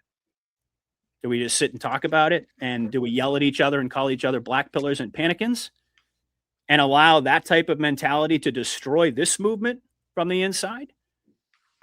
Or do we actually confront where we're at and say, well, wait a second, maybe we've been getting this wrong to a degree, not wrong necessarily, but maybe we haven't been seeing the full picture of what our responsibility is as a nonce. And I've always said that at the end of the day, there's a reason that we were chosen. Even if we want to look at it from a spiritual plane, like that God awakened all of us, not just so that we could create an echo chamber and live inside that echo chamber and bounce these ideas off of each other, but that we could actually nurture, help each other learn, help each other grow, but then at the appropriate time, find the will and the strength to be the leaders that are going to take this country back. That's what I truly believe. I think that as long as we sit back, like Lewis has said all along, and once again, I just have to commend him, because like years ago when I first heard that message, I thought, oh yeah, well, okay, yeah, we're part of the plan. And I just kind of like brushed it aside because I was so thoroughly invested in this idea of Patriots being in full control, nothing to worry about, sit back, enjoy the show. But I've gotten to a totally different place, and I'm grateful for that. I really am, because I think this is exactly what this whole process for me has been about, of going through this reflective period, so that hopefully I can convey that message to my audience and have it resonate with. And I would say that a vast majority of them are, because they're in the From same the comments, it looks like they are. Yeah, Joe, they're in the same place. Just to go, because I agree with what Patriot just said 1,000,000,000%. If I want to visit something, can you put back up the last post that you put up? Yeah, absolutely. That was When people are willing to die for their freedom. freedom and not the dollar. I'm going to find it. There it is. Okay. Yep. Now maybe I look at things from a different lens than other people because of what I did for a living. But I, like most people, I can't watch the mainstream news anymore. Can't really watch mainstream media anymore because it's just that bad. So if I sit down and watch TV, it might be an old movie, it might be old TV shows, something you can laugh about, or a drama that was really good. And I've noticed a lot, and these are subtle messages that are put out there that I think really aren't so subtle, at least they're not so subtle to me, and that people should be looking at. Because I've noticed that a lot of the ads that are being put out there now are things that people should be looking at and saying, wait a minute, I thought we're getting away from this, because there are a million and one new apps out there for online gambling. Okay, people are struggling. They're on the balls of their asses, and they're putting on online gambling, promising all these riches to suck these people in and suck them dry for the last penny that they've got. Then you've got your Blue Chews and your other stuff. Everything that, and believe me, folks, I'm far from a prude, but every prurient interest that could possibly be thrown in front of us to take us back to what got us where we are. And people sit back and look, most people don't watch commercials, but they're there. Mm-hmm. And they are everything that we watch on TV gets ingrained in your mind. And when we start standing up, just like Fletcher says here, you have to find people willing to die for their freedom, not the dollar. This is how many people are in this movement because of the bloody RV, sitting waiting for the fortune to fall into their laps. And yet the RV, and I 1,000,000,000% believe that it's going to happen, because it needs to happen. The globe is bankrupt. It's financially bankrupt. So something has to happen to change it. However, most of the things that we've been told since the beginning of this movement, when we hear everything is a lie, this is a psyop. Most of what we've been told are lies. And for everybody who believes this is going to happen, that's going to happen, or this truther is telling me this is going to happen, this truth is telling me that's going to happen, bullshit. Mm-hmm. Bullshit. We know the destination. Sit back and enjoy the journey, and stop letting all this other stuff filter through your mind. Put your effort behind stuff that is going to help prolong the life of that destination, and stop putting it into stuff that just doesn't matter. And when you see them trying to backfeed us with these different prurient interests, fight back against it. Doesn't cost you a dime. It costs you a little bit of time. Yep. Thank you, Mark. It's interesting because we talk about black pillars, as Patriot mentioned. I think there's different type of black pillars. I think that there's black pillars that are intentionally there to take everybody off a track. And then I think there's people that are black pill because they're frustrated that things aren't moving the direction they thought it would move, and they're lashing out, or maybe just questioning something. God forbid we actually do that. Right. Right. That the second black pillars I admire. Those are the ones that I say that's where we should be. It should always be question, question, question, question. I mean, the reality is, I thought for sure that we used to say all the time that we are the media, yet we're expecting President Trump and the mainstream media to drop all the knowledge on us. Huh, I'm sorry. I thought we were the media. It's like we can't have it both ways. We really need to do this. But we are in a massive propaganda psyop from a long time ago. I call it the Rockefeller realm, right? Because think about the way the Rockefellers set everything up. The Rockefellers were known for being the most immersed in homeopathic cures, but yet everything they put out is a pharmaceutical drug that does the opposite. Yes. From Petroleum based. Yep. Petroleum-based, from yeah. that. It's all petrol based, right? So, and the Rockefellers drove us into this 9 to 5 work atmosphere mentality against what? Because freedom is having your own business and producing your own wares, and then free trading that on the market. And then fast forward to modern days, what's most important, and you kind of hit on this, Mark, is what are we getting? If you get from commercials, I talked about this with my wife all the time. Lying in a commercial is supposed to be okay. Like they'll talk about a man and a woman, and the woman's cheating on the man because of something he said or whatever that is, and it's justified as okay, right? And there's people that are constantly justifying their behavior as it's okay, and it's become a mainstream okay. Well, that's all propaganda psyop. To give you the biggest example is what's most important to people? Their cars.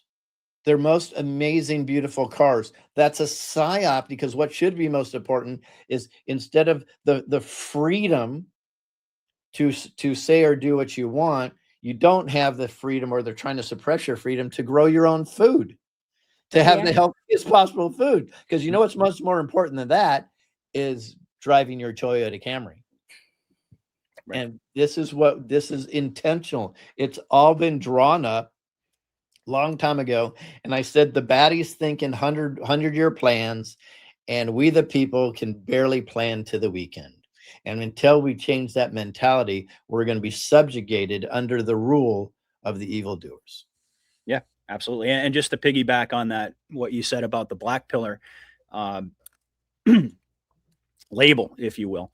And there are others as well. You know, you're panicking. Trump has put that out there, and in a lot of ways, I think it's kind of unfortunate, because that has really taken the because there's such a cult of personality around Trump that people are just going to listen and agree with whatever he says, and so he's putting that out there, and I think in a lot of ways it introduces even more divisiveness inside of our community, because it really it underscores this idea of like, oh, you're a panic and you're a black pillar because you don't simply take everything that you're being told by Trump and agreeing with every single thing that he says or does. We're going to slap that label on you. That really is just another. I mean, that's just it's so ignorant when you really stop and you think about it for a moment, to look at people that way. Now, I get what Lewis is saying. There are certainly dark hat operatives that are, that they're specifically intending to cause chaos, to cause discord, et cetera, et cetera. But there is a huge difference between that and someone who is just asking legitimate, critical questions. Exactly. And as long as we should not be allowing that to take root inside of our community the way that it has, because all that does is it creates more division. And whenever there is more division, there's more fear. A lot of people are afraid to even say something. I mean, I have a chat room, and it happens all the time. People, and I allow free speech in my chat room. I don't censor anybody. People say what they're going to say, but people will come out and they'll ask a question, or they'll be critical of something that Trump says or does, or even if it's me, and all of a sudden you just get attacked by all of these different people. That that you're a coward. You don't trust the plan. You're a sunshine patriot. you're a this and that. And it's just like they throw these labels around instead of actually pulling back and saying, well, maybe you might have an interesting point there. Why don't we discuss this? Why don't we have a real Mhm. conversation about it? It's absolutely astounding to me, because when you go back, I mean, I just use my own experience here, going back 5 years, and the environment within the truth community at that point, even after, after COVID, after January 6th, after the stolen election, there was much more of a sense of camaraderie and unity within this community, and people had much more open-mindedness. And as time has gone on, it's like, again, people are saying, well, you've got to choose a lane, and you've got to you've got to pick a side. It's like that same mentality that we're trying to break free from has taken root inside of our own community, and we have our own people who are doing that on a daily basis, and don't even realize that what they're actually the ones who are causing the division. They're actually the ones that are creating a problem, not the people that are asking questions and criticizing and saying, well, I don't like this decision. And then, and then it always comes back to, well, you don't trust Trump, you don't agree with Trump. Well, guess what? I don't agree with everything Trump says and does. I may not understand it, and I fully I mean, I'm not in the situation room. I'm not part of the less than 10, obviously, but I don't have to. I mean, you can support somebody without agreeing and being in lockstep with every single thing that they say and do. That is a very dangerous mentality to get into. How And boring there's so would that many be? people. What's that? Yeah. How boring would that be if Well, we that agreed too. upon everything? But that too, Right. that's the entire spirit that we're trying to embrace, that that is being snuffed out inside of our community. And I would also add to that, it's just another manifestation of the fear topic that we talked about. People being afraid to speak out, people being afraid to be themselves. And look, my whole message has always been that confidence, that courage inspires more courage, and it inspires confidence in other people. Like when you see people not afraid to be called a name, people who aren't afraid of, are paralyzed by the potential consequences of what could happen. Meanwhile, look at what's happening. Look at what's happening right now. These are the consequences that we should be worried about, not these unknowns. And it's like, this is part of the mentality that needs to break. I mean, you gotta get to a certain point. I mean, I have a pretty large following on Rumble. I have 86,000 people, right? And look, I'm prepared and I'm ready and willing to lose as many as necessary. It's not that I don't love you all and I don't care about your support, because I do. I've worked very hard to develop this community, and I don't want to see people leave. But at the end of the day, I'm going to stand on principle. I'm going to stand behind what I believe to be true. And there are going to be people who are going to come and go, and that's just fine. But that's just, I'm just using that as an example. Like, I could sit back and be afraid. Oh no, I'm going to lose followers. Oh no, I might not make as much money or revenue streams from my videos. I might have less views. I might have people call me names. Guess what? I've had all of those things happen to me. And the only thing it does is make you stronger. Yeah, and you're a really amazing dude, and it still you are happens. too. You are too. You guys are all amazing. But I just, I don't want to make this about me, and I apologize. Right. But it's yet another example of, if we're going to be leaders, we have to lead by example, right? Just like Lewis is. And to reiterate, but I just want to reiterate your point, because in the bigger picture, the goal was to divide and conquer, and so the people were divided and separated. That's what's happening in the truth community, from what my notice, because I've interviewed a lot, and they all are in their silos now. They're all in their silos, and so the truth community is kind of divided as well at this point, and that's not going to work if we are going to actually make a difference, right? Yeah. Although I think it's a powerful cleansing process that's going on now also.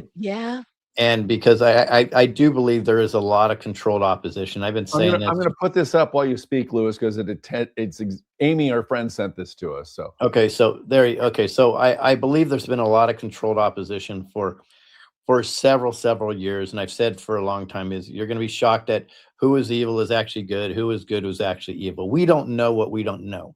My biggest concern, and I know I've been harping on this for several years, is people that claim they're patriots have traded idolization of an entertainer to somebody in the patriot movement. Boom. And Nailed I it. think that is extraordinarily dangerous, because you're literally just trading out your Yeah. idolization when it should all be questioning. I want people to question me all the time, hold my feet to the fire. I absolutely want to be the best I can be. And the way to do that is to hold my feet to the fire and ask me the toughest questions you possibly can. Yep. There is a whole sector of this movement that's just in it for the money. Some of you may have remembered years ago, I think this is right before I met Mark, actually. Years ago, I lost my shit because I noticed that many podcasters built their platforms on the back of child trafficking, but then abandoned the narrative completely, right? Because it wasn't continually to bring them resources. And then I went out there and called them all out, and then suddenly a whole bunch of them start talking about it again, right? Good on them for doing it, but bad on them that I had to prod them in order to get that to happen. Exactly. So it's very important that we don't lose the plot. And the plot is, we the people have to gather together to do the best we can to take back our republic, because we have lost it. And the only way we're going to take that back is by working as hard as we can and be willing to be uncomfortable and have the uncomfortable conversations, and not just be part of a tribe because it's part of a tribe.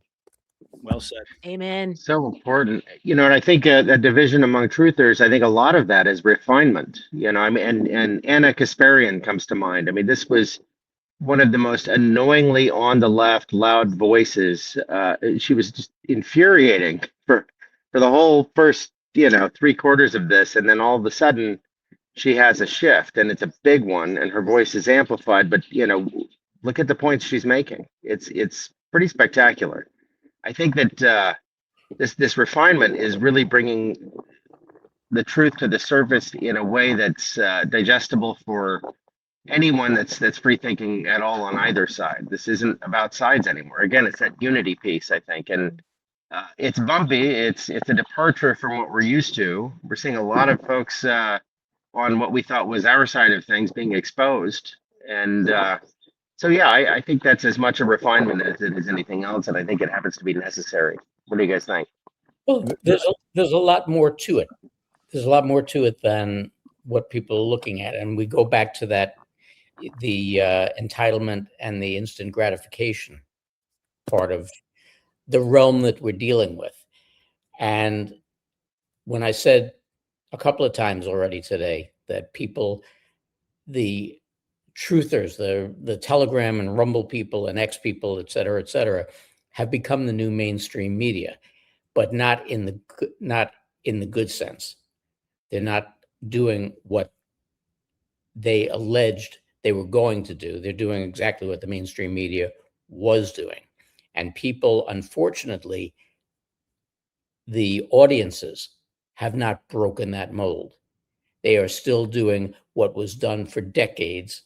When I was a little kid and you used to sit in front of the TV with your parents and watch the nightly news, with whether it was, Cronkite or Huntley Brinkley or whosoever, you sat there and you watched it and you continued. It was a generational thing. You continued watching a particular channel because those are the people that you believed.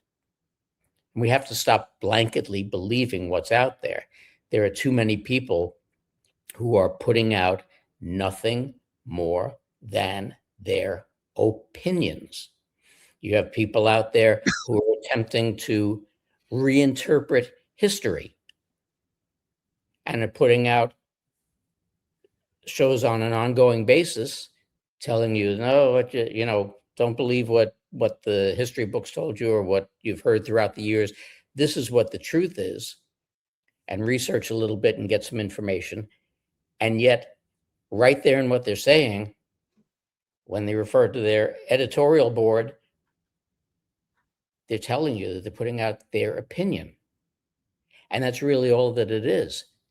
But people have become so abhorrently lazy that they won't bother to do the research themselves and say, no, there's a little fly in this ointment here. Something doesn't quite register. Something's not right here. And that's how you learn. And that's how you learn to discern fact from fiction. And I always go back to it. And a lot of people love him. A lot of people hate him. And especially in the way that he delivers stuff. But Derek Johnson is really the only person out there who brings stuff to the table that you can say, here it is in black and white. It's, kind of undeniable. But the rest of them are putting out their opinions. And don't just sit there and accept what opinion resonates with you. Look into it. Do the work. We have to do the work. Well I said.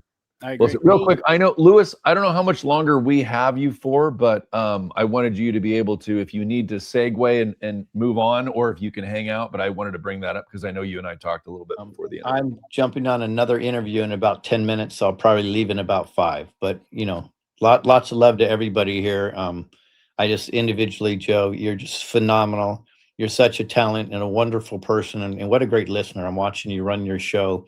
And Scott, you're a lot of fun, and just you're so in touch with the divine when we talk. And Ellen, you're frankly one of the best interviewers that I've seen. It's just fantastic.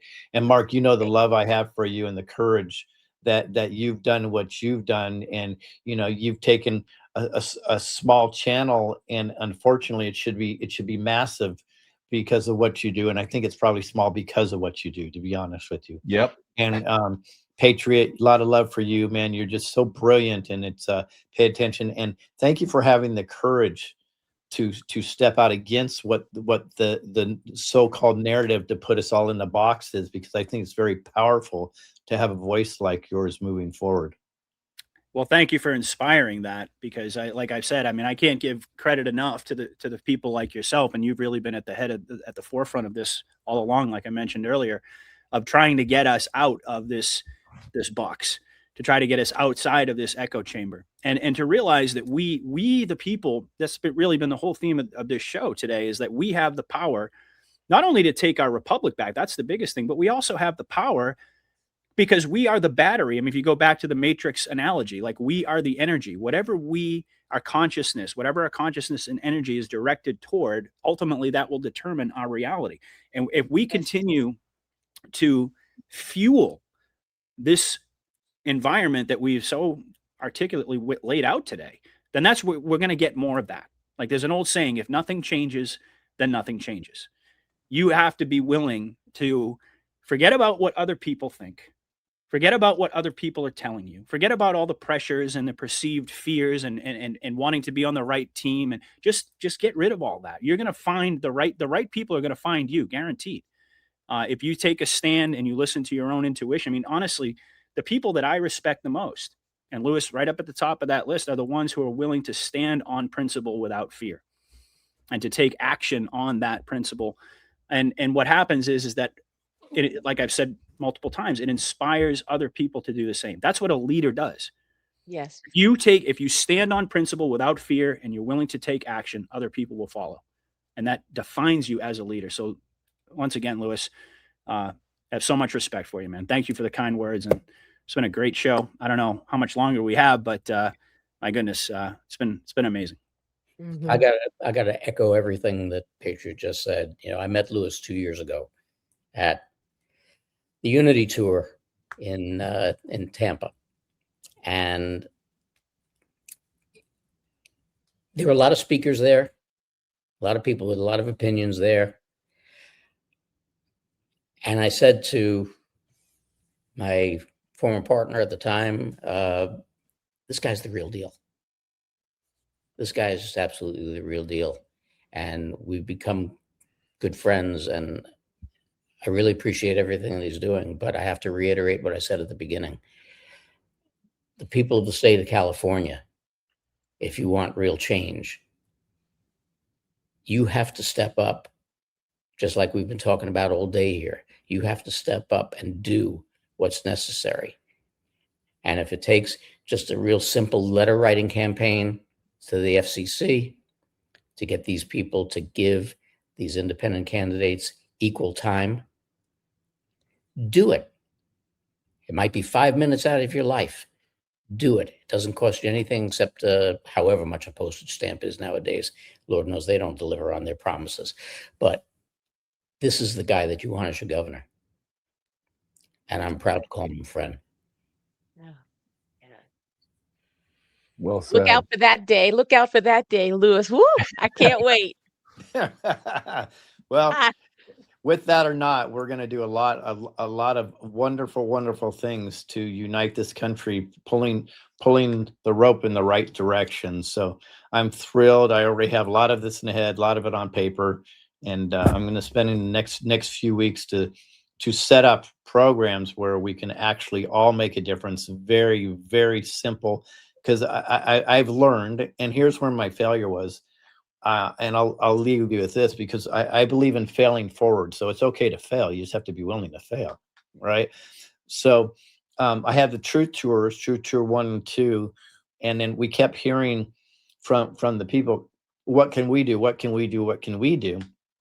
So I decided to, in my arrogance, do Truth Tour boot camp, right? Which was amazing, because in my first 3 days on the tour of me trying to teach people what to do, I've quickly learned I don't know what the hell I was talking about, and retooled it. And the rest of that boot camp for the other 15, 20 events were me asking questions on what successes have you have, and what can we do to make a difference, and how can we assist. So that was a really beautiful awakening.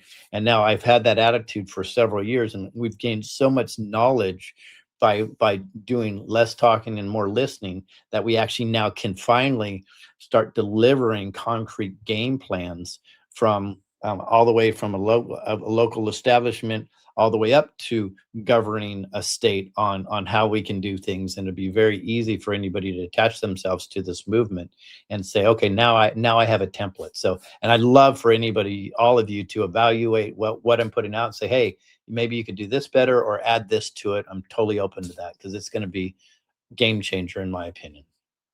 Awesome. I'm on awesome. board, man. All right. Well, God bless everybody. I do have to roll because I have another meeting. So appreciate you all. I feel blessed and proud just to be invited into this group. Thank you. Thank Thank you, you, Lewis. Lewis. Much love, brother. Take care. Wow. I mean, it just, Scott was talking about, hey, are we going to do any shows? And then Mark and I had this conversation a couple days ago. And then I thought, maybe Patriot Underground, he hadn't done a show in a while. And then Ellen and I talked, and I can't think of a better panel right now. The comments are just incredible. I haven't had to say much at all. This feels like a Derek Johnson interview for me. I was thinking the same thing. But I just want to hear. We can go around, but I want to start with Ellen. What is this for you? What is this either meant for you today, or is there anything you haven't said? You're so radiant, and like Lewis said, you're such an amazing interviewer, and I just want to shed light on Ellen for just a few minutes here. So please. No, I enjoy these discussions so much, and I appreciate being a part of this, because, I feel really grateful that I can look at something and not get absorbed by it anymore, that I don't have to have this reaction. And so I love that we can have these discussions. I love being a part of this. I know this is biblical times we're living in. I know, there's divine things happening all around, but part of it is having these discussions, understanding who we are, understanding who other people are, knowing we have to put our time and action in focus, not our talking about it has to lead to something, has to lead to action. It's been the whole theme for the day, and I think it's not a coincidence that it's the anniversary of D-Day today. I mean, they're talking about dying for freedom. I mean, we are in the middle of the greatest time to be alive, but we're also at the precipice, because the most dangerous thing has happened to people, as we've talked about. People want the instant gratification we've talked about. They are they are complacent, and complacency is the most dangerous thing that there could possibly be. And it's And when people are just scrolling TikTok and they are entitled and they're not willing to fight, like a parent knows how to fight for their child. That's the way that's the mindset we have to have for our country. And that's the goal. And I think that people who are listening, who are watching and having this discussion, if they could help get that mentality out and they can share it with other people, that's been fantastic. And I'm just really grateful to be a part of this with all of you. Absolutely. Well said. Patriot, love to have you. I mean, it might be good to keep this around 2 hours, I thought, because people have lives. And it's what's been great about having Patriot here is, he's also airing this on his channel. I relate to a lot of what you've been saying lately, and you're stepping back a little bit. In fact, I'm going to be stepping back for a couple weeks. I'm traveling out of the country. I'm looking forward to that. But the feedback in your chat and the chat in general has been really beautiful to see, and people really value your way to not only look at things, but to step back from, maybe your perspective when you came in, and your vulnerability and willingness to say, hey, wait a second. And so if you could just, speak to the audience about maybe what you've been processing over the last couple of weeks, I think that'd be really valuable for people to hear. Well, I appreciate that. And I've always looked at this as a journey. And that's the thing. When I came into it, I in my earliest episodes, I told people, I'm just a regular guy. I love my country. I see what's happening, and I want to be a voice. I want to be involved in whatever way that I can, but I don't have all the answers. So I kind of framed my podcast that way right from the very beginning. And then somewhere along the way, when you develop a large following, you start to notice that the way that the things that you say carry weight with people. And that's not something that I really ever anticipated in the beginning. I could say whatever I wanted. I still can, obviously. But people remind me of that all the time when I post something that confuses people or doesn't really seem to align with what I had been saying before. They'll question me and they'll say, well, it doesn't seem to, you seem to have changed, like that's what I'm getting a lot of now. Oh, your channel's getting darker and your outlook is getting very negative, and oh, your personal problems are causing you to lose sight of what really matters, and so on and so forth. And it's fine. People are going to say whatever they want, and that's totally cool. And it's not to suggest that a lot of those things that I haven't had personal issues and things contribute to what I've decided to do in terms of pivoting in this other direction. But it really has not been about any of that. At the end of the day, it's really been about recognizing all the things that I talked about today, and not being afraid. It's like I was talking about before as I was complimenting Lewis. I mean, we have to set examples. If I'm going to, it would be very easy for me to stay inside of my little bubble and just keep talking about the same things that I've been talking about for years now that have developed a wide audience. Right. And at a certain point, you start to get it in your head. This is the only thing that people want to hear, and so on and so forth. But I took that leap because it's an honest reflection of where I'm at. And I've told my audience that I am no good. I am of no use to this movement or to any of you if I'm not being authentic and real and telling you the truth as I see it, regardless of how that is going to be perceived by other people. I'm willing to take the slings and arrows as well. Okay. And I think that's what it is. We all have to stand on principle. And I believe, and as I've laid out today in so many ways, I won't do it again, but as I perceived this shift in the wrong direction inside of our community, moving farther and farther away from where we started, the principle, the unity that we had inside of this community, and becoming more and more tribalistic, more and more engaged in the groupthink, the cult of personality. It started to really hit me that I can't continue this. I can't continue to be a part of this. And that's why I decided to scale back and decided to focus on my own work to give me the freedom that I had when I began, before there were all these other conflicting factors that sort of led me in a certain direction. And it's not as if I didn't believe the things that I was saying for the past few years. But eventually you get to a point where you have to recognize that you've hit your own personal crossroads. I actually put out an article on X pretty much laying it out a couple of weeks ago. And then you have to decide where you want to go with that and what you want to do with it. And if I'm going to continue to offer whatever I can to this movement, it has to be under those conditions where I'm being authentic with folks. And I think that most people who really resonate with me and my channel, that's the reason why, because that I'm not afraid to go there. I'm not afraid to have difficult conversations. And that's part of the reason why I jumped at the opportunity to be on this roundtable today with all of you, because I know you're all of the same mindset. You know, this is not, and I've said this about Joe and Scott right from the beginning. I mean, we go back even farther than Mark and I. That you guys, I have such incredible respect for the fact that you've always approached this as a journey. You've always kept an open mind, and that is so healthy, and it's so toxic to go in that other direction. And so, really, that's sort of a succinct answer to that. But just in reflecting on this conversation today, I mean, sooner or later, we talked a lot about fear. We've talked a lot about overcoming the obstacles to taking action. Sooner or later, all of us are going to be forced to find our courage. Yeah. All of us are going to be forced to find our courage. And it's up to us to decide how long that takes, right? It's almost like, it's like an alcoholic. They get to decide how low they go down in the elevator before they finally hit the stop button and they get off and they say, all right, enough is enough.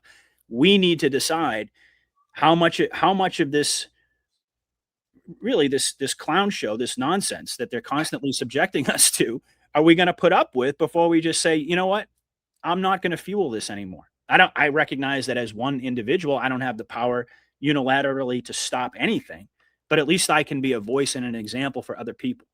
And to say that, we're losing the plot gradually. I mean, people are accusing me of losing the plot because I want to get outside of the echo chamber and I want to talk about more things than just the Q drops and the comps.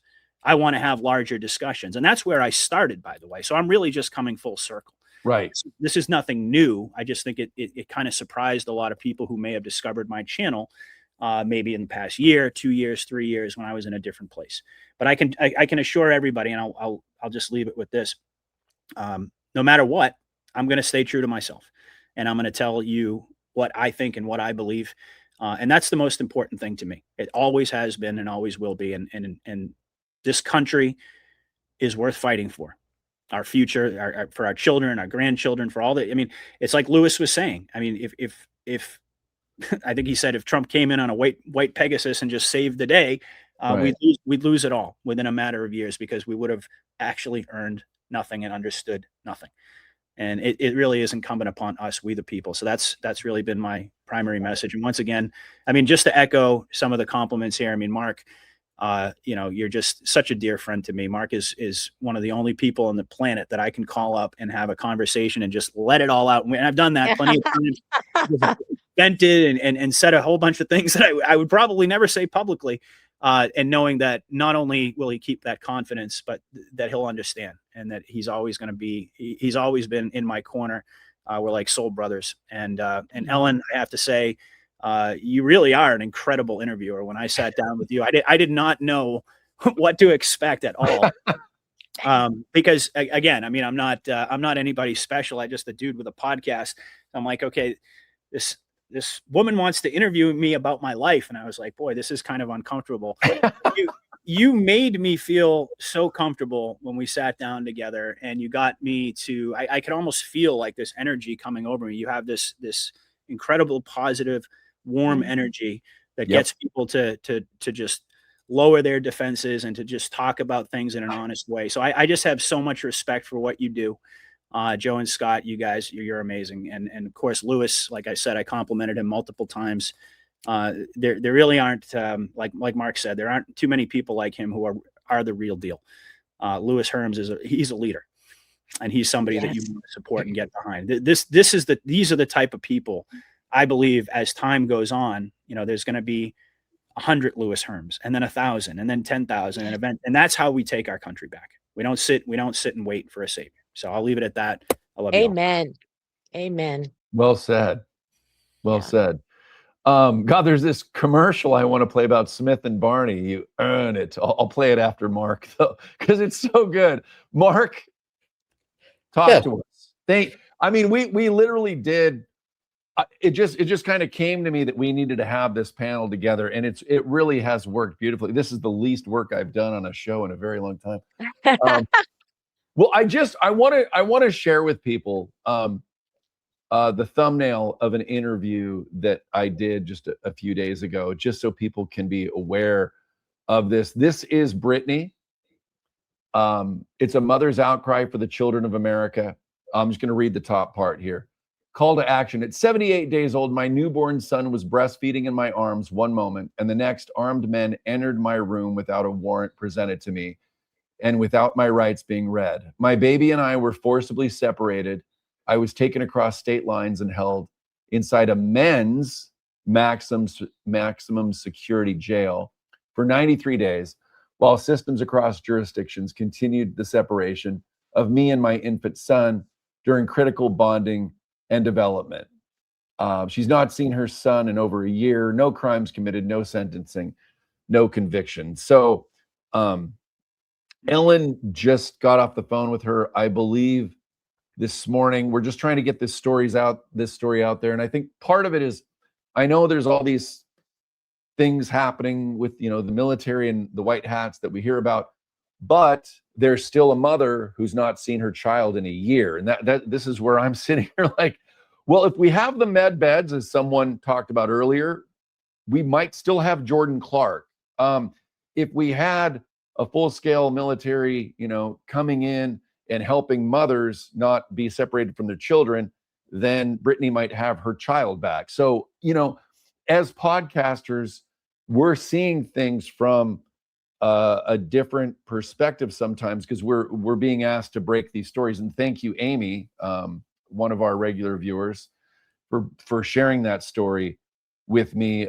Before we jump to Mark, Ellen, is there anything you want to say from your conversation with Brittany? Because the goal is, here's the real goal, and this is where I hope to see some kind of shift, is that Brittany gets her child back. Like, that would help there be a win, that someone from the Mormon church, there's many churches are infiltrated or what have you, has stolen her child, and trying to change the social security number and a few other things. So Ellen, give us a quick update on your interaction with Brittany, if you don't mind.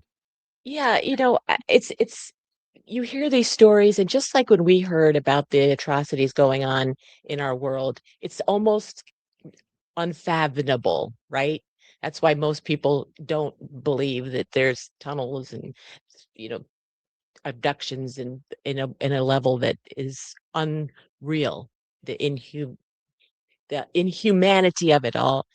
And so for her situation, it's so grotesque in the corruption and of layers that she has had to deal with, ultimately losing her child to these folks.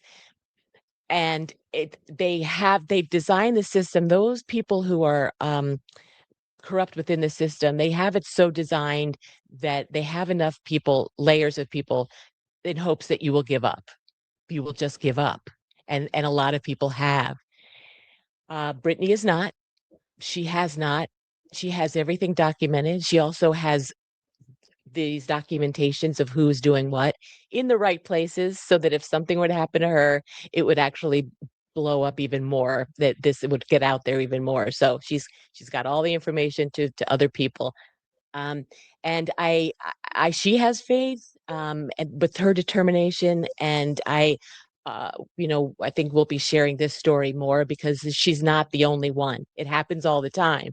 She just happens to have a determination and got linked to Joe through Amy to be able to get it out there. But she is a reflection of a lot of things happening that we don't really understand is happening. So this is part of what has to come to light, for people to understand. And it has to be broken, this whole corrupt system. But it's going to take again, full circle, people like us to do something about it, to expose it, to take action, and and that's what we're trying to do for her and for people like her. Thank you, Ellen. Appreciate that. And I'm glad you got a chance to speak with her. And I'm sure there might be some interviews upcoming. I think it would be Yeah. wonderful to do a roundtable with most of the people on this panel and have Brittany and get her story out there. Right now, she's not showing her face on the interviews, but that is her and her child on that image. So we'll see how that unfolds. Mark, to you, what has this been for you to kind of step back in and voice what you voiced today? And it's always an honor and a treasure to have you on our show. Well, I mean, first of all, it's always great being with you guys. This is only the second time that I've been in studio with Ellen, Mhm. other than the time that she interviewed me, which was great. When you get the opportunity to be on the other side of the interview, Mhm. it's always a lot of fun, and there's a lot of stuff that you get to talk about. But with with the three of you guys and Lewis, it's this is an ongoing love affair over here. It's always a great conversation. It's always what I love about this combination is, out of the six of us who are on the panel today, three of us happen to be pretty irreverent. And when you get into topics that are so frustrating to people and so heavy on people, you need that break of humor. And that's one thing that's, anytime the three of us have had a discussion, a lot of times the train has left the station, and we've gone off the reservation on a bunch of different things. But that little bit of levity makes a difference, because I've said for decades already, one of the biggest problems, not just in this country but in the world, is people have forgotten how to laugh, and more than anything else, they've forgotten how to laugh at themselves. And that little bit of irreverence really, really, really makes a difference when things are getting a little too tense and you're starting to get a little too heavy. Where the hell did that come from? And it takes people back a little bit, and it's a good thing. So I've always enjoyed our conversations. I mean, I stepped away from doing the show, and first I stepped away from doing stuff with Dave, and then I stepped away from doing my show because, let's face it, I'm the old part of the group, and I'm tired. I'm tired, and it's my turn. I haven't given up working with the kids. I still do a lot of stuff locally, dealing with child abduction and child trafficking issues and raising awareness of it. Becoming a Shared Hope ambassador, doing a bunch of things that I've promoted, and now I have the time and the opportunity at my leisure to do other things and help people. So thank you. I try to. But facts being what they are, these are the things that are important in my life, and I'm getting an opportunity to do it. But yet I can also be dragged back in kicking and screaming, do this crap again. So it's it's a good thing. It's these discussions are very, very important for people to have and for people to learn. And I know a lot of people hear me say the same thing over and over again. You've got to learn to discern, you've got to go and take action. And I'm not preaching to you, I'm not ordering you to do anything. But if we're going to make this thing work, we've got to get off our butts and do whatever little bit you can. But more than anything, and I'll repeat what I said just about 10, 15 minutes ago, you've got to learn to, just like listening to the mainstream media and learning what you don't think is real, or what you want to believe, what you don't want to believe. It's the same thing with alternative media. You've got to sit and learn and listen and say, something, I hear what he's saying, but, and the line of everything we were ever told was a lie. Why should I believe you? Just saying. So you've got to be your own person. You've got to be, just like as you get to be my age and, you know, things medically happen and you've got to go to doctors who don't give a rat's ass anymore. You've got to learn to be your own best advocate. Same thing here. You've got to learn to be your own best advocate and do what's right, not just for yourself, for your community, for your country, for your world, so that we do have a fighting chance to see this continue. So, you know, like I said, being with Ellen, again, it's always great because she does do a great job and she brings a lot of insight to the things we're talking about. You two knuckleheads, you know, it's just, you know, it's always great. It's always great, you know, and Joe, you and I always going back and forth about a bunch of different things, but also about music. That's something else I've had a lot of time to start to get back into. Good. And Patriot, you know, it was something that was fated to be. Absolutely not a doubt in my mind, with everybody that I've met and I've dealt with, that God's hand is in on this. But with Patriot, it was an absolute, you know, we were searching for each other. We found each other. And, you know, even with the great age difference, brothers from another mother. No doubt about it. And it's a very warm and cuddly feeling, no matter what the hell we're discussing, to be able to have these discussions with everybody. And Louis, you know, like I said, you California people, you know, yank those avocado-sized heads out of your butts and vote. He's your only chance forward. It certainly isn't that bald-headed Brit. So that Baker from the news media. So that's my editorial opinion.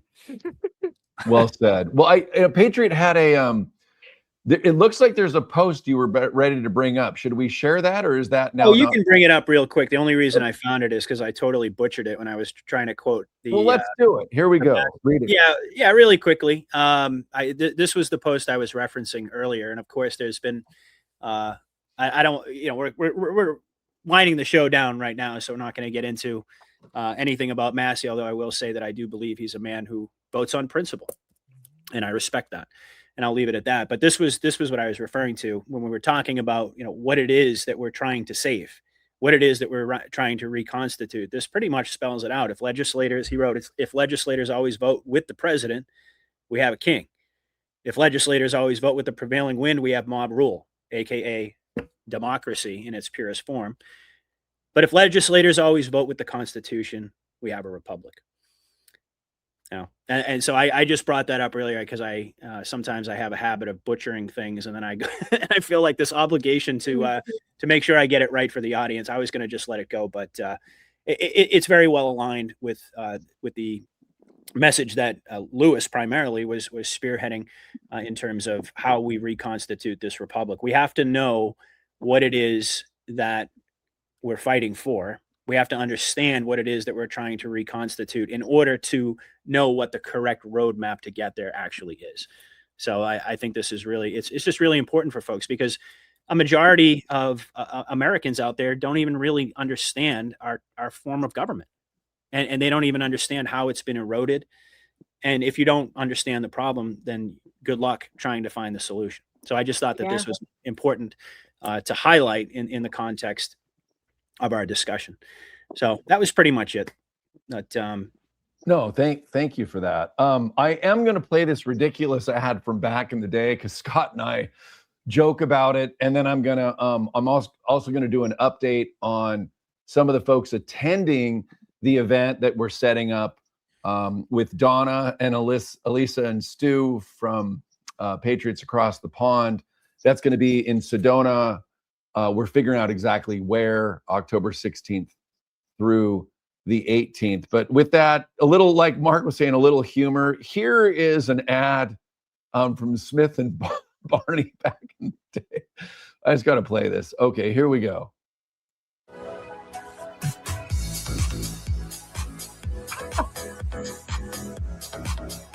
Of course. John Houseman for the investment firm of Smith Barney. Good investments don't walk up, bite you on the bottom, and say, we're here. Finding them takes good old-fashioned hard work, research, the kind they do at Smith Barney. Smith Barney is among a handful of top investment firms singled out for their work in research. Smith Barney, they make money the old-fashioned way. They earn it. I mean, and we don't suggest going through Smith and Barney. What we do suggest is going through Matt Geiger. And you'll see Scott on this commercial that I'm about to play. And Verity Metals is also sponsors of both Patriot Underground Show and News Treason and Truth Stream. But I just want to let people know about this event. And Scott may be surprised by some of the folks that are on here now. So this is happening in Sedona in October. It's myself and Scott, Laura Eisenhower, Dr. Lee Merritt, Laura Worley, Lisa Schermerhorn, Jason Q and Dina, Ricardo Bossi via Zoom, 107 preliminarily confirmed, Sebastian Martin, the same, Dylan Lewis Monroe, which we finally get to meet in person, Tom Althouse, Scott McKay, Brian Monkey, Chuck Looney, also known as the XRP Shaman, Sasha Stone, and this is what I'm waiting to tell Scott, Dr. Scott Young. Oh, I knew. I just had dinner with Dr. Scott Young in Vegas. That's so cool. I didn't know he was coming. No, well, I insisted. Wow. Absolutely. And Ellen, I'm sure Ellen's going to be there. And of course, you two guys are invited. We would love it. You know, there's no pressure yet, but we're there's getting pressure. the word out. We're very excited about it. So it's going to be an amazing event. Anything you guys want to say? Anything you guys want to say in closing? We'll play the lovely ad that both Scott and Matt Geiger in at the end as we do a farewell, because and you know, a lot of time, I mean, I guess I took the mid-commercial break or mid-show break to actually showcase this event with Louis Herms, June 15th through 17th at the Ahern, I think that's how you say it, hotel in Las Vegas. And you guys can dig into that. That's an X post, and we'll also put that in our Telegram as well. But, you know, we wouldn't be able to do this show like we are and these events without Matt Geiger from Verity Metals, who's not only an incredibly trusted man in the business, but now a dear friend. In fact, Scott's coming at you live from Matt's backyard right now. But and we'll be at the summit. Let's round. What's that? Matt and I will both be at that summit in Vegas, and we're also going to be at the event in Tennessee as well. So I look forward to seeing everybody there. And thank you, Joe, for putting this panel together. These are some of my favorite people on the planet. Patriot mentioned courage, and courage is really bolstered, with friends and colleagues like this. And Ellen mentioned D-Day. My uncle died on the beaches of Normandy. Prior to that, I had family in the Revolutionary War. So for me, this fight was pretty clear from the beginning. And I know we're in the blender right now and we're being shaken up about a lot of things, but from my perspective, again, it's refinement, and I think we're heading for great things. We just all have to have skin in the game and fight to the finish. But I think there's an end in sight. Amen. Well said. And I want to thank C3PO for taking over for the first 30 seconds of that statement. I don't know what, I mean, you went in and out, so I apologize if maybe that was just my oh, geez, I don't know what happened. Signal. Did you guys hear him clearly? Yeah. Yeah. You did? Okay. That was just me. So never mind. Okay, perfect. I'm glad that that the audience got to hear him. Scott can update me anytime. Ellen, please, in closing, anything you want to say and where people can find you? Yeah, this has been so wonderful. You all are just wonderful patriots and warriors, and I'm just so grateful what I do just to get to know folks like you. I mean, this has been just such a wonderful thing. I thank God every night I get to meet folks like you and become friends with you all. I have a channel on Rumble called Truth Teller Tales, and I started it because I knew that this time in our planet with which we are living will be studied for generations because there are certain people like you all here that could actually see the truth, understand what is happening, and wanted to get the word out and take action. And so I thought it would be important to record your life stories. And so that's what I've done on my channel. So you'll see a lot of wonderful patriots there and hear their stories. All of the men here I've interviewed, and it's been such an honor. And then I just on the side, I do a couple other live shows now because I I hated The View on ABC. I still do, and I think they're so divisive. So I started a live show called The View of Truth, where we talk about inspiring, truthful things, and to get people inspired for the weekend to do good in their communities or whatever they're going to do, just to get them on the right track. So that's on Fridays at 1. And then I have my Labor of Love series that's tonight actually, and we're talking to a gentleman, like we were talking about parallel things that are good in the world. He has this man named Hal Cranmer. He has assisted living homes in Arizona, and actually having seniors live. He's taking them out in the sun. He's giving them activities, healthy food, vibrant, and he's reversing Alzheimer's in some of the people that live there. The seniors are living and thriving, and this is the future of how our seniors and our elderly should be held in such adoration and respect and not being thrown in the corner, and medicated. So that's tonight at 6 o'clock on Eastern time. And yeah, that's what I'm doing. And I'm just so honored and grateful to be here today. All of you fellas are just making such a difference and are just incredible warriors. And I'm just grateful to know y'all. So thank you so much. love Awesome. you. Thank you, Ellen. Ben, I'm Patriot. He Patrick, always calls me that, man. Steve.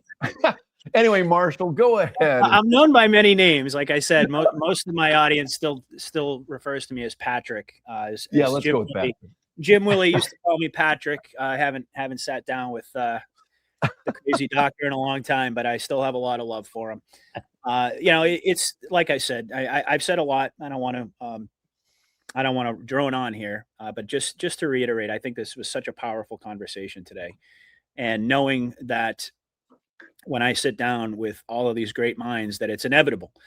Somebody put up a comment a moment ago saying, "Great people make great podcasts." Well, I think that pretty much. I mean, I'm not going to necessarily include myself in that, but I certainly can say the rest of you are. I mean, you're great people, and there's so much mutual respect.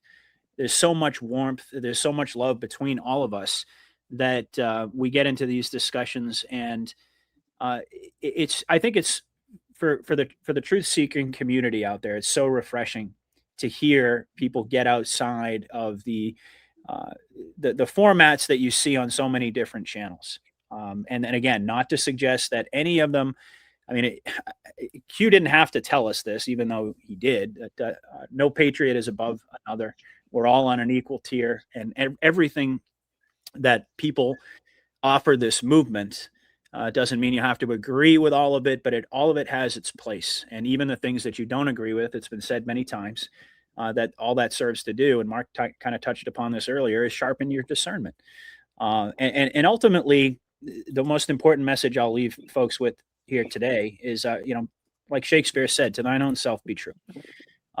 Follow your own intuition, follow your own gut, and let the journey take you wherever it's going to take you. Be like Scott and Joe.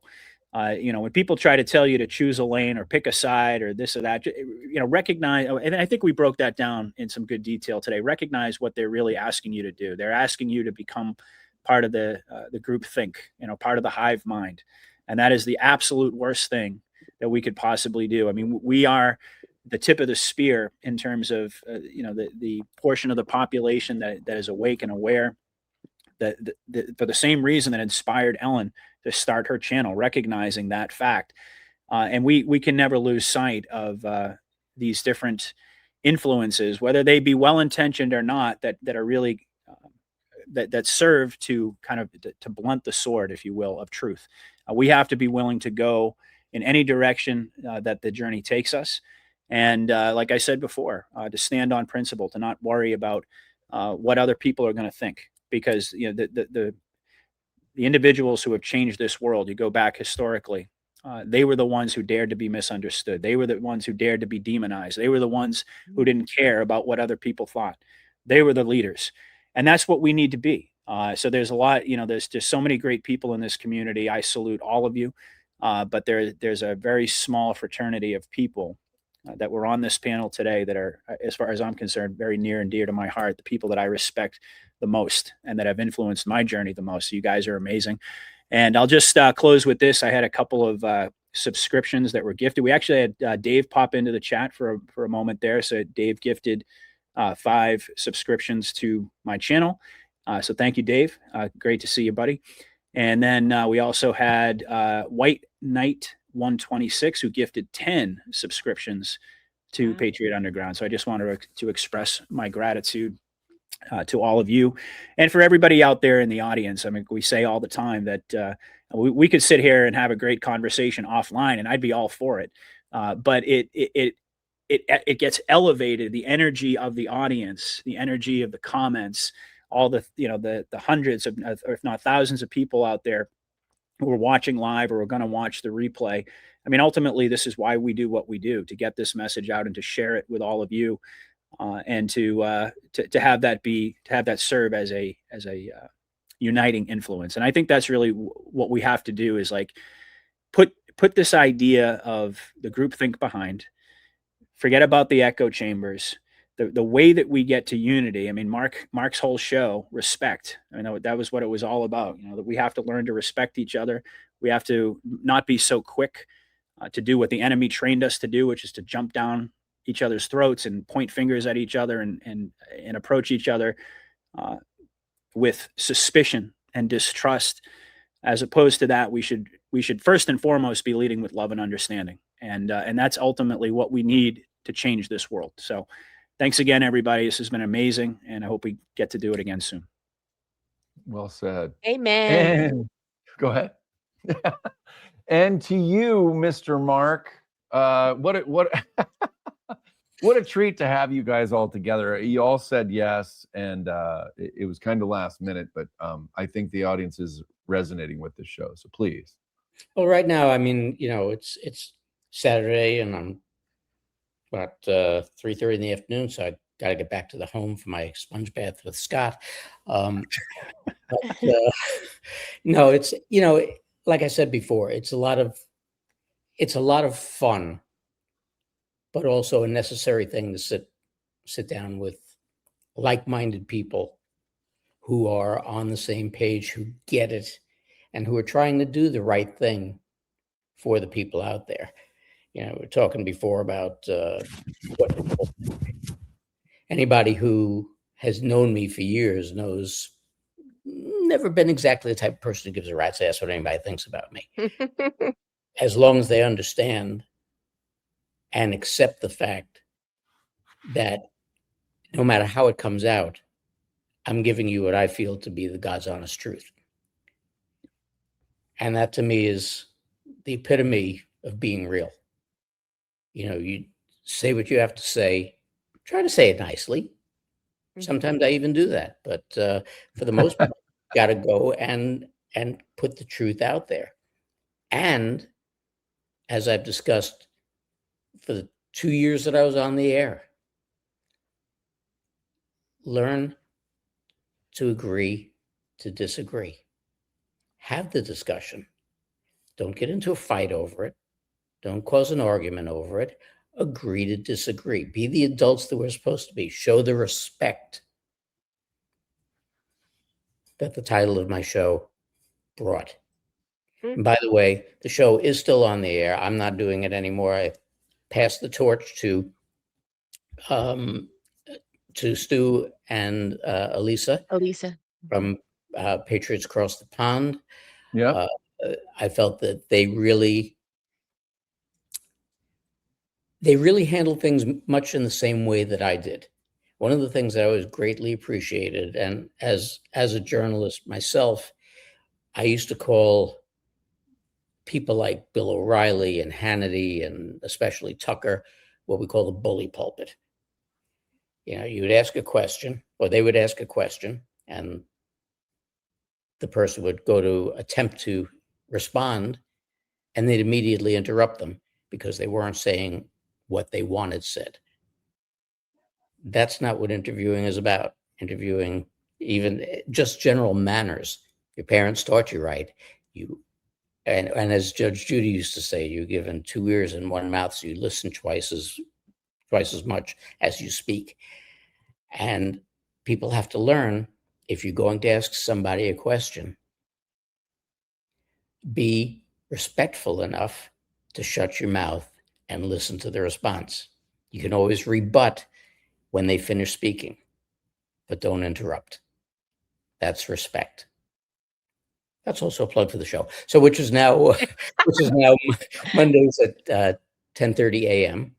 And then I rebroadcast on Fake News 7 NY on Rumble and on X, and also on YouTube and Facebook at 8:00 p.m.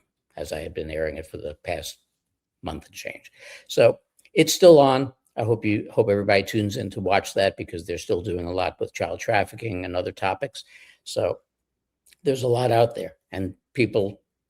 One of the things that upset me a lot, but I do have that understanding, is $5 is a lot of money to a number of people nowadays. But for people who can run and go to a lot of these events for $350, for $500, for $700, you could afford $5 to give to the kids. Well said. So reach into your hearts and do what you can. At the end of every respect, just like I was doing for the last couple of months before I retired, I play the song at the end, and then it gives you all the information to the 4 organizations. I don't call them charities, but the 4 organizations that I believe in, as far as donating 100% of those funds to the cause, as opposed to throwing in 50 million different administrative fees, et cetera, et cetera. So if you can find it in your hearts as well as in your wallets, give the $5. And if you do and you want a copy of the song, email me. That information's there too. Tell me that you donated. Boom, I'll send you a copy of the song. I've done it to a whole bunch of people already. So, And the name of the song, just so folks know. It's called Who Saves the Children? There we go. And that's what it's all about. That's really what it's all about. We have to, the 2 most important things that we need to save are these kids who can't fend for themselves, and the veterans who every day allow us to do these types of things. Mm. So change your heart, people. Change your heart. Mm-hmm. Always a great, again, like I said before, always a great time being with all y'all. Yeah. There's a great comment there from the audience member that I just highlighted, who gifted 10 subscriptions. White Knight 126. Famous quote, but I love it, and I think it's really it's Is a that fitting the one? Oh, Yep. love Yep. it. You can't change the direction of the wind, but you can adjust your sails. And in essence, I Yes. think that's something we should all take to heart and really contemplate, think about. Very That's wise. it right there. Yes. Well Well said. said. Yep. Just 2 announcements. One is this: if you go to lisamindset.com, I interviewed Lisa Schermerhorn. She's releasing her book, We Are Quantum, and it's only $8.88, and there's like 170 people signed up, and you can go this Lisa Mindset, actually, and I'll put this up, is the website, but she has 36 authors, and her event is on June 16th. And not only do you get the book for $8.88, I think then it goes up to $14.44, but you get a $40, it's like $40 a month for her and Honey to do these quantum healings. You get a healing thrown in as well. So she's made it really an unbelievable deal. Wow. And so I just want to put this up. If I think I have her website right here. Yeah, there it is. So it's She's wonderful. Yeah, she really is. LisaMindset.com if you're interested in more about that. And then one more time, the interview that I did with Brittany, you can just look at this on TruthStream. And it's only like a 48-minute conversation. It's pretty much my emotional, most challenging interview that I've ever done due to the subject matter. So just want to let you guys know about those as far as reminders. And now we're going to close with the sponsor ad from our sponsor for at least News Treason and Patriot Underground and TruthStream. And Ellen, if you want to talk to Matt, let us know. But here is Scott and Matt in the ad for Verity Metals, and we will say farewell to everybody. Hey, we kept this under 3 hours, so hopefully this. Hey, Joe, well done Yeah. putting this together and quarterbacking, man. That's the other thing is like, I mean, people oftentimes lose sight of that, but you joked about it and said you didn't really have to do much. Well, the reality is you're the one who you and Scott really both quarterbacked the interview so well. So I just want to give you credit for that and props where they deserve, man, because discussions like this don't just happen on their own. I mean, it takes somebody to really to take point. And, like Mark was saying just a moment ago, to be a great interviewer. And sometimes I fail at this. I got to be honest with you, because I have a difficult time keeping my mouth shut. But to be a great interviewer, you really have to let people talk. And you guys do that so well. So I just wanted to say kudos to both of you guys. Thanks so much. Yeah. It's an honor. Thank you, Joe. Joe, you've helped me so much. Thank you for everything. Amazing work, brother. Another great day. It's an absolute honor. It's an honor. So with that, tomorrow there'll be, I believe it's 1 p.m. Pacific is the Roundtable with Lisa Schermerhorn and Michael Jaco and a bunch of the folks that are going to be part of the book, and we'll be airing that on our channel. But with that, we'll say farewell with a little Verity Metals and then our outro, and take care and God bless everybody. God bless everyone. God bless you, everybody. Thanks for being here. Your financial advisor isn't going to tell you this. Your bank won't mention it. And your 401k custodian, they're hoping you never find out. You can convert your retirement account into physical gold and silver, real metal in your hands, or stored exactly where you decide. It's called a gold IRA rollover, and it's 100% legal, 100% IRS approved. And your financial, quote, experts, they don't get a commission when you take control like this. Wall Street wants your money in their system, in their accounts, where they control it. But physical gold, that's yours. Can't be hacked, can't be deleted, can't vanish when the market crashes. Verity Metals, we're the experts they don't want you to call. Convert your IRA or 401k into gold and silver that you can actually hold. Call 480-717-9081 or visit veritymetals.com, because your retirement should be in your hands, not theirs.